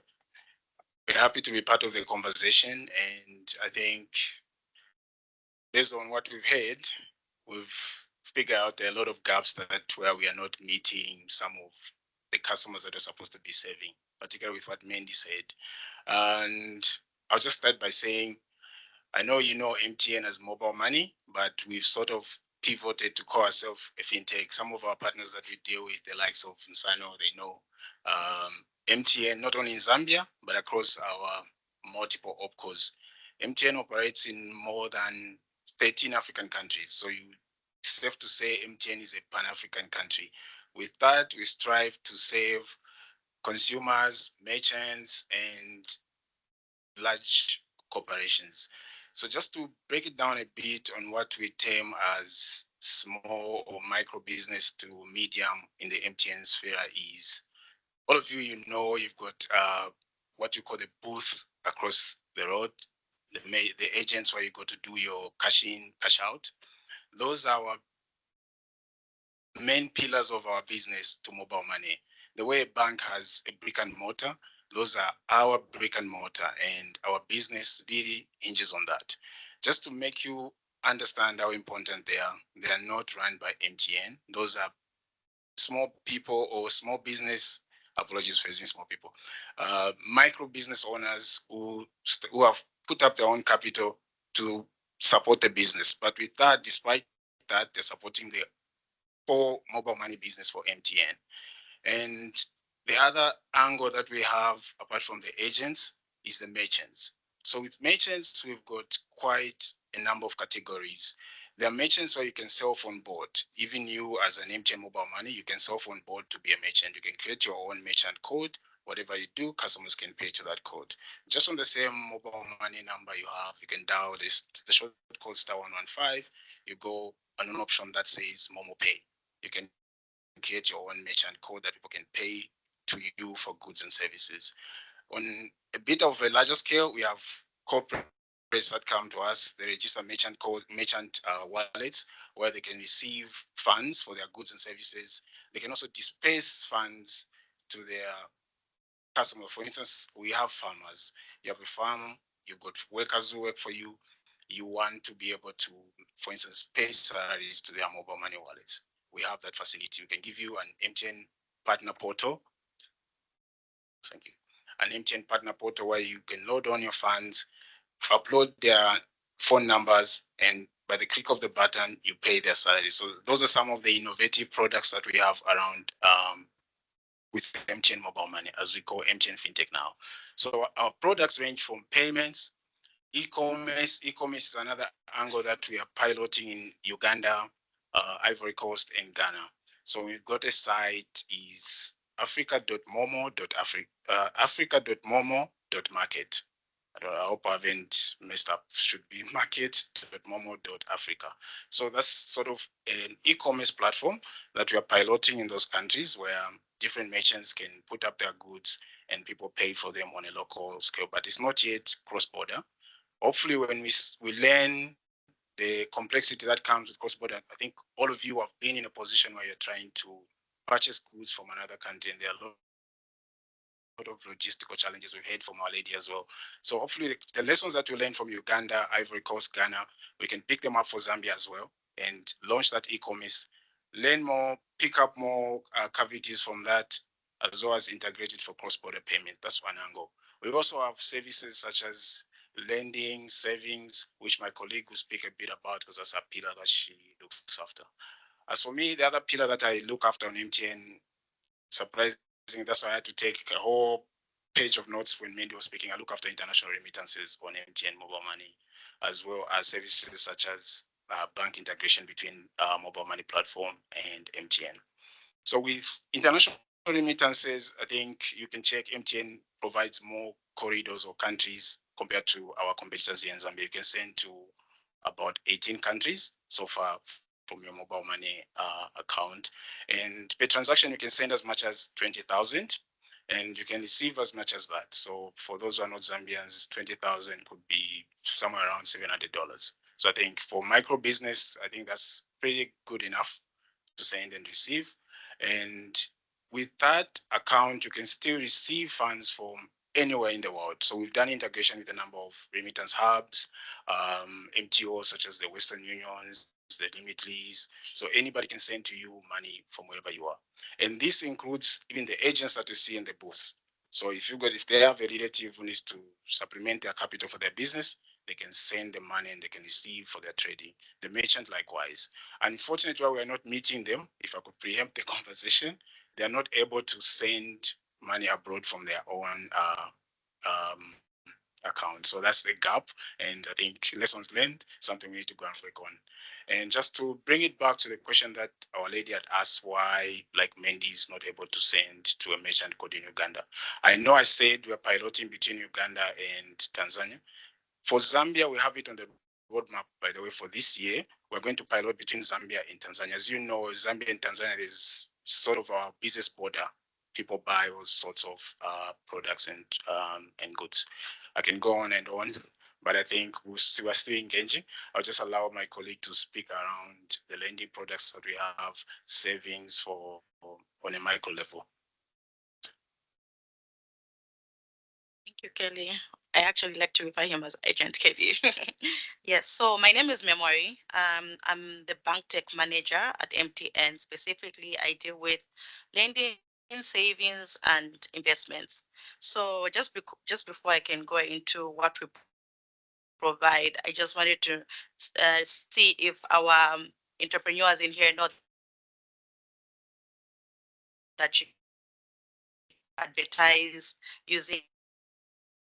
So just can actually request that MTN sends a blast of SMSs about your product to your target audience, specifically for as low as 0.5 ngwes. So, and it can be less per SMS. That's a very big opportunity for you. You can see me later on just to understand how it works better. So getting into lending, I don't know, again, if everybody in here knows that as a merchant and as an agent, you can actually get a loan on MTN. Yeah, I think, you know, my product is a little bit controversial just because it's everything to do with loans, but I like it because it gives opportunities to our entrepreneurs. I'll give you an example with the agents. Sometimes they run out of float, and instead of going to line up at the banks or asking for somebody to rebalance their accounts, they can just as well go to the digital platform USSD to get the loan. And to be able to get a loan on MTN is not complicated. It's not as complicated as the bank because we want to be as inclusive as possible. So as long as you're on MTN, you have several options on our platform, on our USSD get loans. To proudly say that 30% of our loan customers come from the rural areas. And just a few days ago, I was in one of these rural areas, and surprisingly, my lady from Livingstone can attest to me. I was very shocked that most of the people there don't even know they can get a loan in the first place. So yeah, it's a gap on our end because I see that there's a lot of gaps in the market where customers don't even know the opportunities that they have on our digital platforms. They can get all the services without even being worried about having documentations or collateral or anything that the bank will request them to get. So I think it would be this is a great opportunity for us to spread the message out there. Check all your services on the app. You will be shocked that you can even save. I think that most of us are worried. The gap is there in the market. We've checked with our businesses, our SME, our entrepreneurs, and also consumers, how difficult it is for them to actually trust digital platforms to even make a savings. I think for them, the biggest feedback in the market is every time they are asked to enter a PIN, for them, money is disappearing from their account. Unfortunately, I think that this is a huge opportunity. We also have products that are specific to cohorts, communities. We have my partner from Sano, maybe we'll shed more light if at all she's going to have an opportunity to come here. But we also have products like village banking. Very amazing product because the feedback that we've had from the meeting, from on ground, is that people can't trust that service anymore because we've had instances where people have had their money stolen because in the name of trying to save with the community. But then on MTN, you're able to access your village banking. Everybody in the group is able to see the balance, and before anybody can withdraw money from there, there's going to be 3 approvers to actually approve that transaction. So it saves a lot of it actually saves us a lot of issues when it comes to how secure our money is. So we are also interoperable. We have partnered up with a lot of banks because banks are also providing several other services, even for everybody who doesn't have collateral or are not bank worth to get a loan from the bank. So we are actually providing bank loans through our platform in the name of lending partners. So we usually get into tripartite agreements where a bank is a financer, and then we have a tech partner who has got a license to lend, and then we use our platform as a marketplace in order for them to actually disperse their funds to the end user. So we are happy to say that we have over 90,000 agents on the market. So we are playing a very big role in ensuring that we have access to our products and we are inclusive to everybody. So if there are any questions, I'm happy to answer. I think there's a question online. I'm just trying to reach that question. But in the house, do we have questions? Because I know there's a lot of interest in cross-border, and 𝗤𝗄𝘃 did speak about it. Before I come to you, we also have in Sano, Zambia, and are you also in the space where you're enabling cross-border payments? Is there something you're collaborating on? Because one of the questions we're going to put to MTN is, what are the kind of collaborations you're looking at to achieve some of the pain points MSMEs have? Thank you, Alex. So as you rightly mentioned, this is something that we are very much interested in. As you know, in Sano, as in other markets aside Zambia, and in other markets, cross-border remittances is one of our strong suits. And so it's something that we are trying to also pick up here and introduce, of course, with collaboration from telco partners. So that's something that we are in talks with them, both inbound, outbound, even looking at things around merchants payments and all of that. So we don't have it yet, but it's something that is in the works and discussions are ongoing.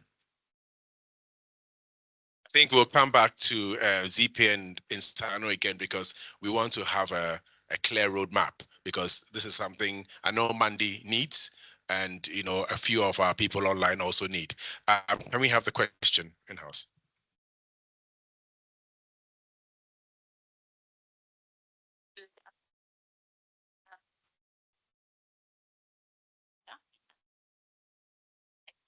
Can I use that?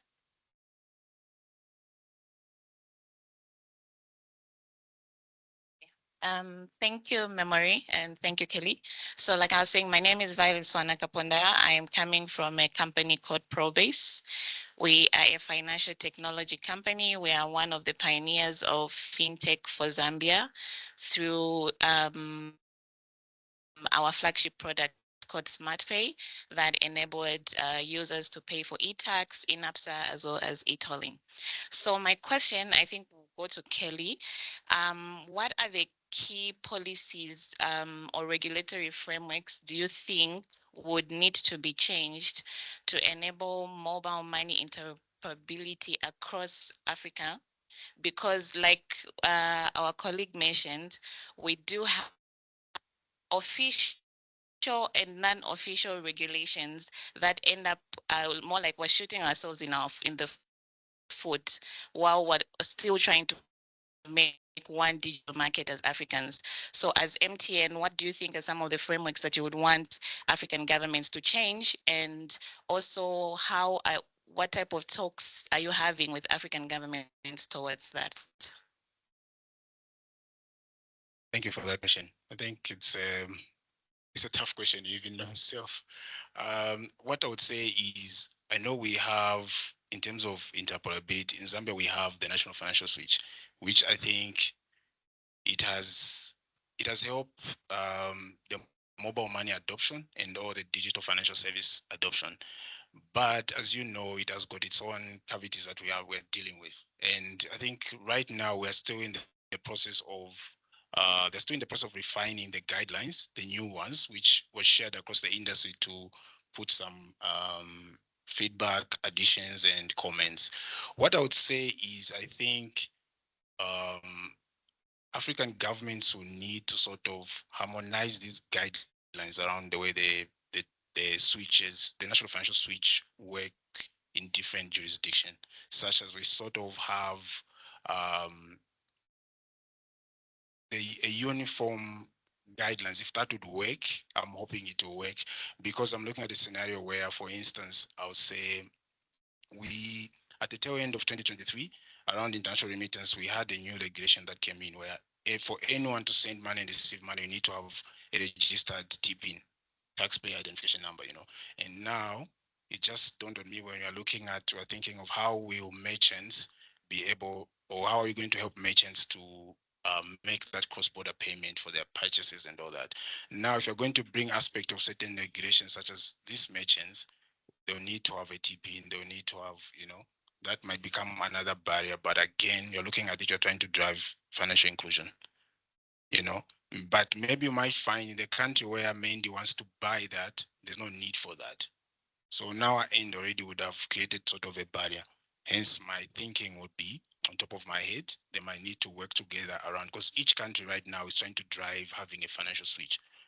On its own, the financial switch has killed off the barriers around interoperability between, such as your platform. I worked a lot with your teams around the trust account integrations. So such as that, such as the small PSPs, everyone now can just integrate to the switch and they find all the players there. So it's once you integrate to the switch, you're already integrated to the other players, so to speak. Come up with a framework or guidelines or rules that are sort of universal, if I speak in that manner. You see in Europe, they say when you're sending money to them, they call it a SEPA corridor. It's like our friends have got sort of already an integration for the EU. We might need to, I think the things are there that we can adopt, we can pick from, and sort of, I don't know if localize in the sense of Africa. Yeah. Yes, and thank you very much for that answer. And just to add on what you said, I think we can learn from our friends or our colleagues, so for lack of better terms, people like China and Europe, like you mentioned, where they have done it. So how did they do it, and how do we now localize that to our African context? Because when Mandy was speaking, we realized, I think, there are certain innovations, but the user does not know that those innovations are available. So we are creating systems, but we're not creating systems for the user. We're creating systems in the boardroom, but the user is not there. So we need a platform where the user is there and they're able to state what they really need, so that you create systems that are needed by the user. Yes, thank you.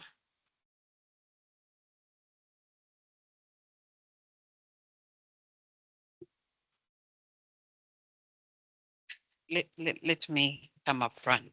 Nshuti, we are here at the AFCFTA Digital Trade Forum. How many of you have heard of the protocol on digital trade? Nobody, okay. So in 2022, the interoperability you're talking about, the coming together you're talking about, we started doing it as a continent. In February 2024, the president adopted the protocol on digital trade. Last February, they adopted the annexes to that protocol. Among them is one on digital payments, another on fintech, another on cross-border data sharing, another on, there are 8 of them, emerging technologies, AI. So the continent has united and agreed we're going to interoperate to enable digital trade. Usually, of course, it took us 18 months to do this work. And I felt every single pain of that, because I was pregnant at the beginning of that process, and my twins are 21 months old as we try to execute this thing. Needless to say, this protocol has taken me away from my babies a great deal. So you can rest assured that we have come together. The question is how we execute that. in practice. And that's the purpose of this conversation. I was listening to Mandy, to the young lady from Benin, similar challenges. I listened to the lady from from Egypt, and I could see she has goods to sell to Mandy. And maybe, I'm sure, there are goods that we can sell, like the copper, from here to Egypt. The policy process takes a long time, but from what I hear today, we can't take a long time to solve problems. Remittance is not a viable option for cross-border payments. At least today, I have fully affirmed that from these conversations, because you can do all the fintech possible. And in fact, we need the fintech. There are 1.4 billion Africans on the continent, without counting those in the 6th region, that is the diaspora outside of the continent. All of us are looking to pay and be paid somehow. Sending money is expensive. So the protocol on digital trade, particularly the annex on cross-border digital payments, should solve for this. But our goal as Better Than Cash Alliance, in our partnership with the AFCFTA, is that if the payment is not better than cash, there's work to be done, right? And I've heard that today. So from a government, what we need to be doing, we have done that. Practically speaking, you mentioned you have 90,000 agents. What's the population of Zambia?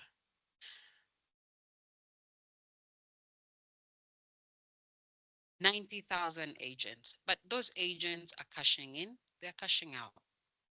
But Zambians are paying every day in the markets, in the supermarket, wherever they are going. Is the agent the solution that we need for digital payments to be better than cash? Is the remittance that costs that small trader or who has already small margins a viable option? Is it really better than cash? Or like Mandy does, I'm gonna get my runners, give cash here, and then they get run on the other side. That time poverty that it takes for Mandy to get her goods, sometimes they don't arrive. That's what we need to solve for, and we can't wait until next year to solve for it. So practically speaking, we've listened to each other. What's the 1, 2?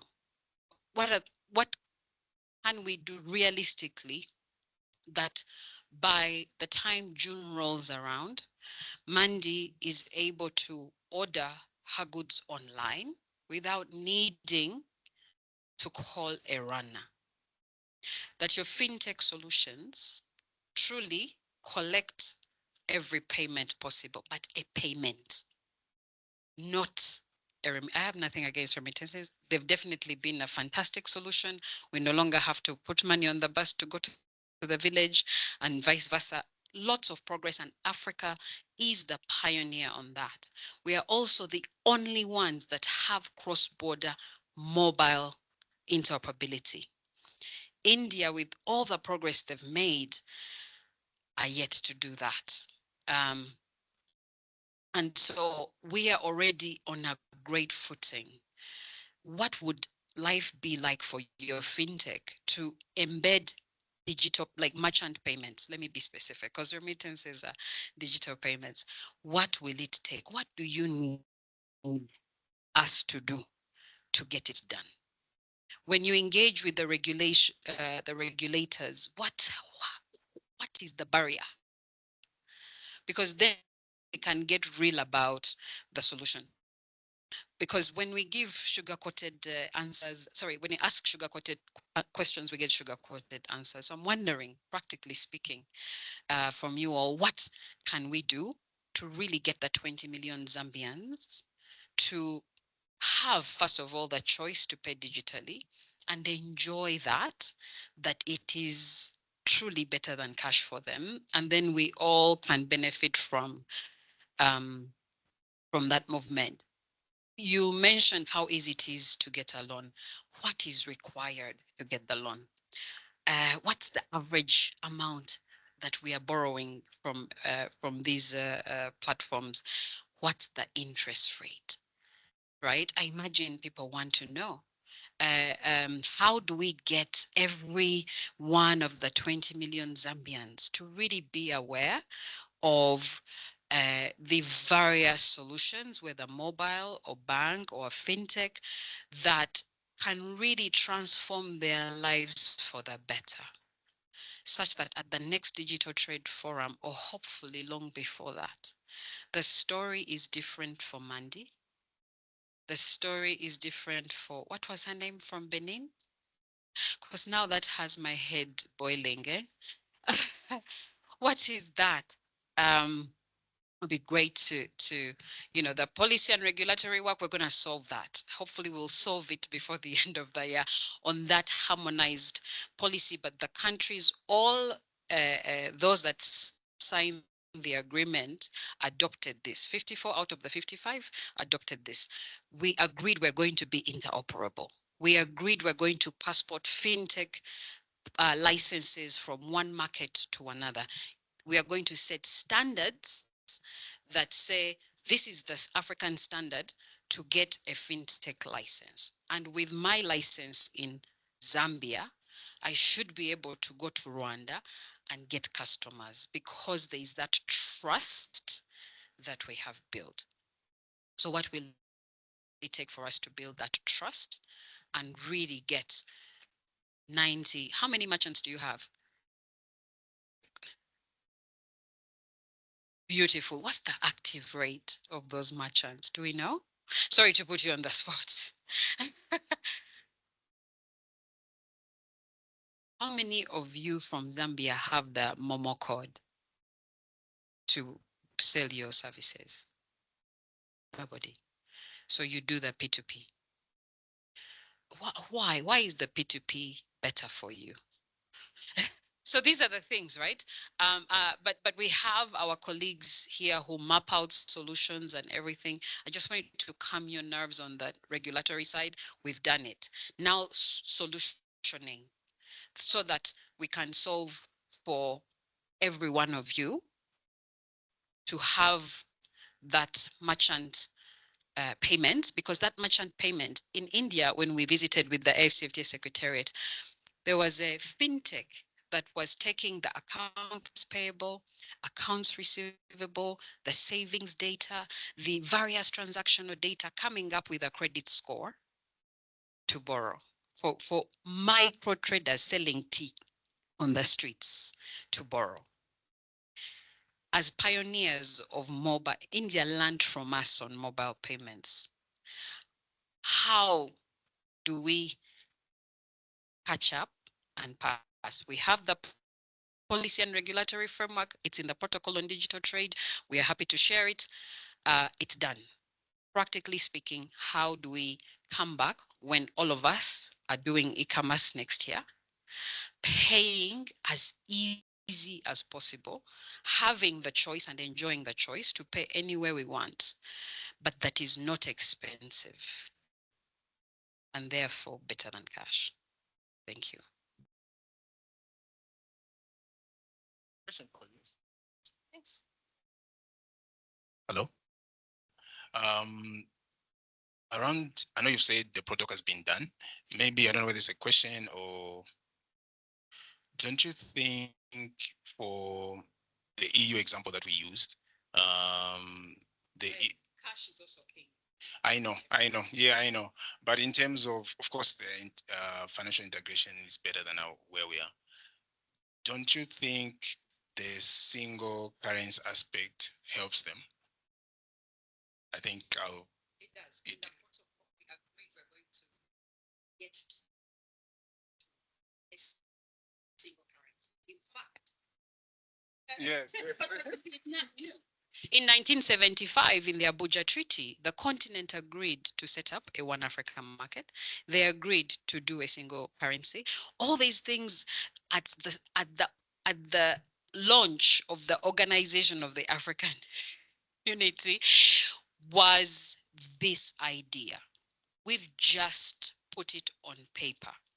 The question is, how does it become reality, whether you're selling cattle or jewelry or copper, that when you need to buy from your neighbor, you have an account, they have an account within, right? I used to do merchant solutions at EcoBank. There's EcoBank in DRC, there's EcoBank in Zambia, there's Airtel, there's MTN. Is the copper that is being bought so big that we must go to a whole other financial system that we don't have the KYC for? Right? I mean, it's just angering indeed that to buy copper from DRC, you share a border. You need to go and open. So what KYC is there that we can't establish? What special thing do they have that we can't? And yeah, you understand. So I think these are the solutions, but I know my colleagues from UNDP are here. It would be great to hear what magic we can create, but certainly practically, if there's one thing we can solve, what is that? And we will not rest until we solve it. At least we are committed to that, as even if it kills me, we will do that. Thanks. Because we are far on time, so we want to invite Salome from UNDP. I was looking at the wrong person. Yes, we are short on time, and we're hoping to close by 1 o'clock, and it's 1:30 now.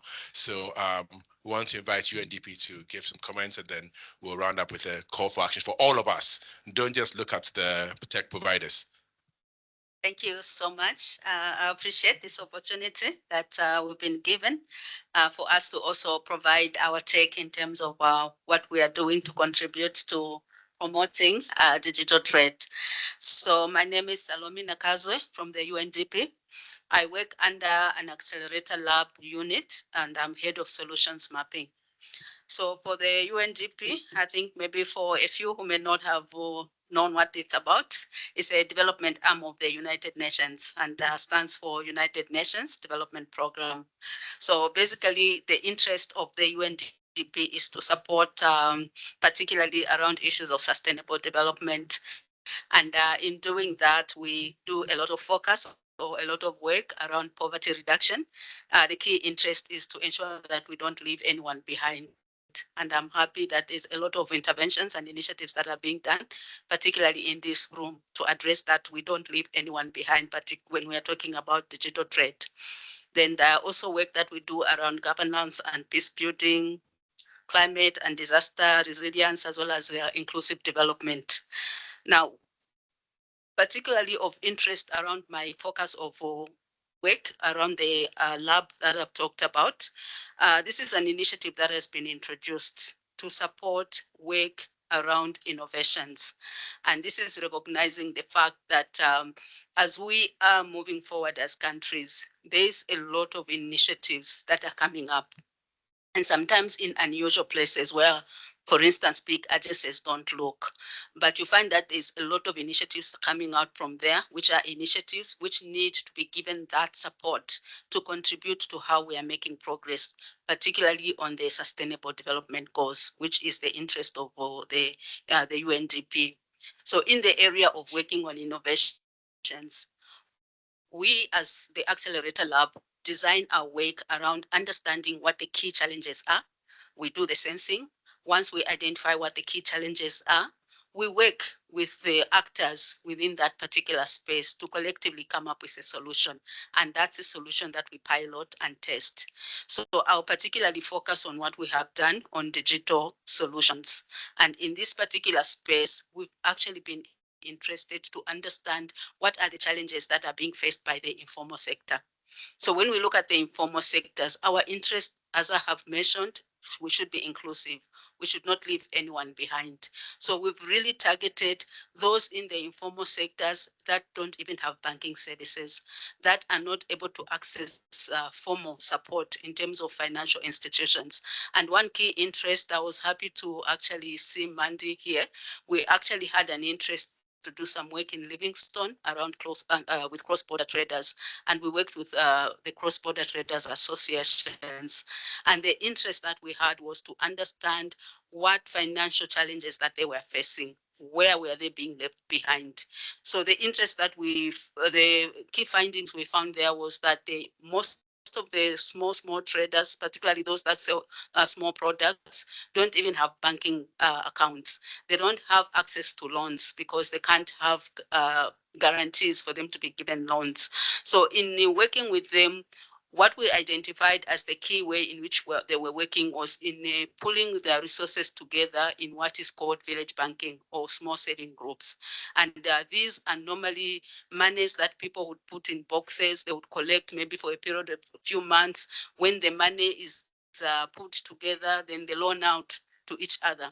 But you find that that is also limiting in terms of having them chances of expanding how much money they are making. So in doing that, we introduced the idea of a digital platform, which is called Village Savers App.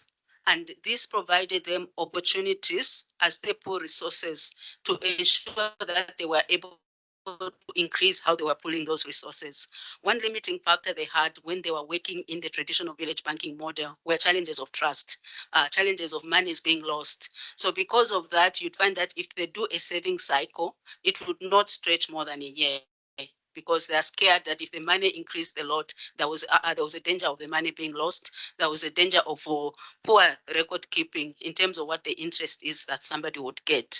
So the digital platform that was introduced, the Village Savers App, ensured that in real time, they were able to keep track of the amount of money that they were saving. It literally calculated the interest for them and how much money they had, and also encouraged for them to use digital services like MTN, Airtel, where you could put your money so that you don't have one person holding the money.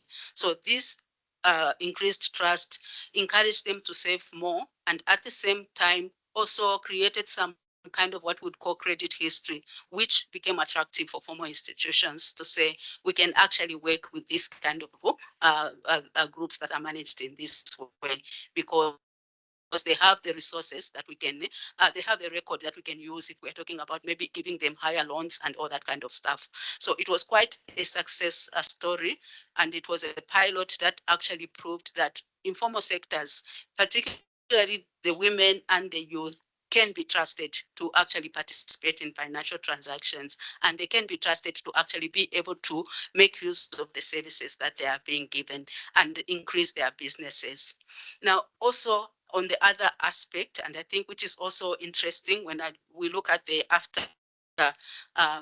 service, the after that is coming up, is that within the UNDP at the regional level, we've also been looking at how we can mobilize particularly the youth resource in terms of getting them to contribute to what we are doing in key specific development sectors.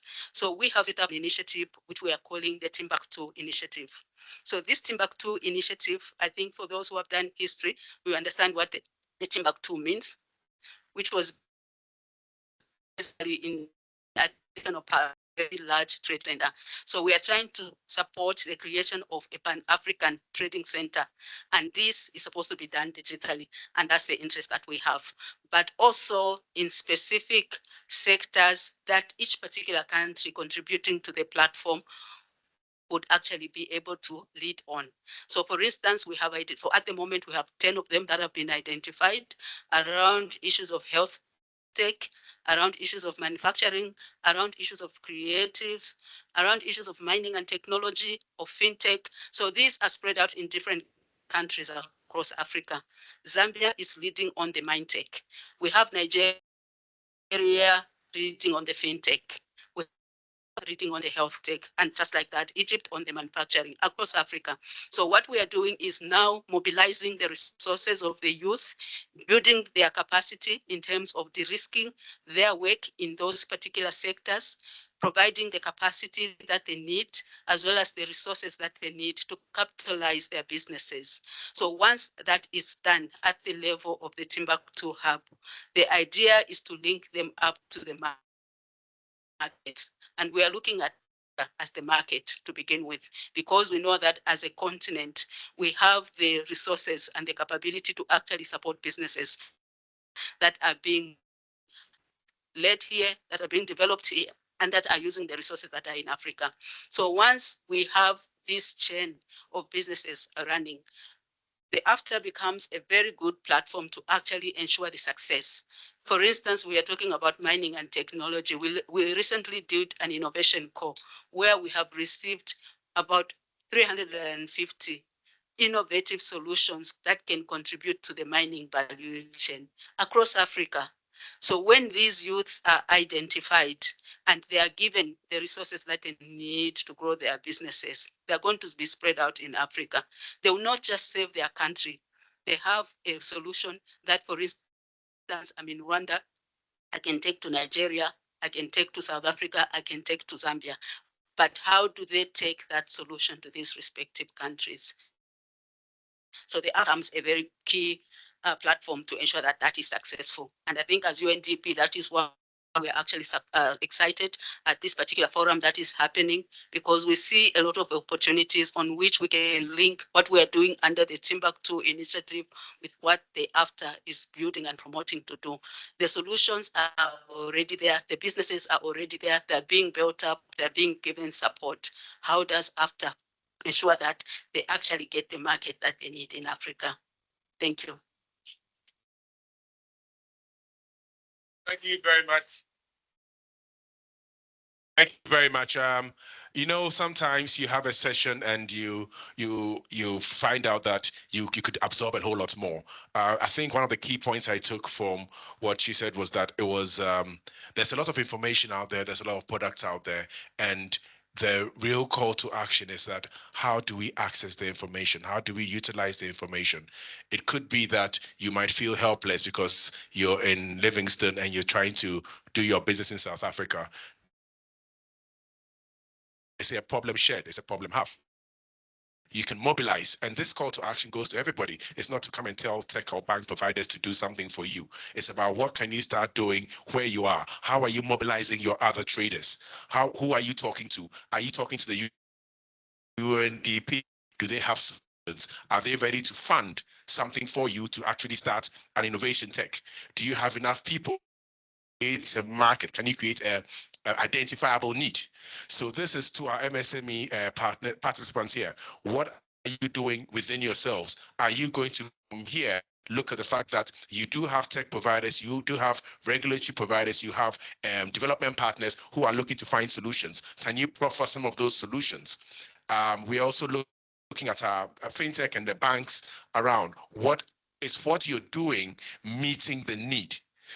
Beyond the bottom line, if you actually meet a need or provide a solution, it makes you more money. So that are we talking to our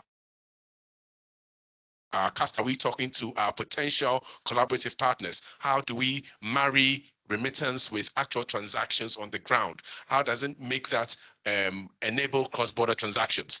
I'm going to come back to a couple of questions. I've got 2 questions, but really, here, what we need to do, feeling that we have something we're going to do, that we are equipped to do something. The worst feeling is to have a problem and feel helpless. You know, and I believe everybody here has something they can do on their own without just sitting back, you know, being imprisoned by the problem. We had a speaker from Dr. Naveen taught us how to actually make a roadmap from your warehouse to market. An identifiable roadmap that is going to get you from A to B. There's the trade protocol that has a certain plan in place. Are you familiar with it? The masterclass on that was yesterday, by the way. I'm sure the AFCFTA partners can make that masterclass available small, but it unpacks the whole digital trade protocol and tells you where the trade protocol is going. It gives you a roadmap for yourself to say, well, by June, this is going to happen, and you can put yourself in the right place. So these are the kind of things that we want you to take away from here. Can I take that question first? Okay, can I take your question and then we can look to close because we have run over time quite a bit. Thank you, sir. Madam Sarome, I've read that your organization love to see the conducive environment, and you fund where when you see it's supporting the environment, like for example, we have the technology that can get rid of sewer dams that we have here within Lusaka. We can replace it where we can have a separation of waste and water, so that we can get rid of diseases. For example, in 2022 to 2023, we had cholera, an outbreak due to 𝗔𝗰𝘁𝗃𝗁𝗏, the soakaways, and also the dams. Wow, as in Gandy engineering, we have a technology that can get rid of the dams so that people are not exposed to. Sorry, so can we pick this up with Salome directly after this so that we can, because that is on a MindTech solution, so that between, and luckily you're here today, you can have bilateral on here, because they have actually introduced the VC350. Are you still collecting innovations or you've closed it? Okay, but maybe a little late to get it, but then I think you can still make the pitch. You can still make the pitch. So, ladies and I'd like to, on behalf of the Better Than Cash Alliance and our host, the AFCFTA, like to thank you so much for coming. Please ensure that, we still have some tea outside there, I believe, but please ensure that after this session, you make the right connections. I do realize there are quite a wide range of people here. We have market here. Please, thank you so much again, and thank you so much to our esteemed speakers and participants as well. MTN, thank you so much. UNDP, thank you so much. Speakers online and our hosts, our AFCFTA. Thank you so much again for coming. Thank you.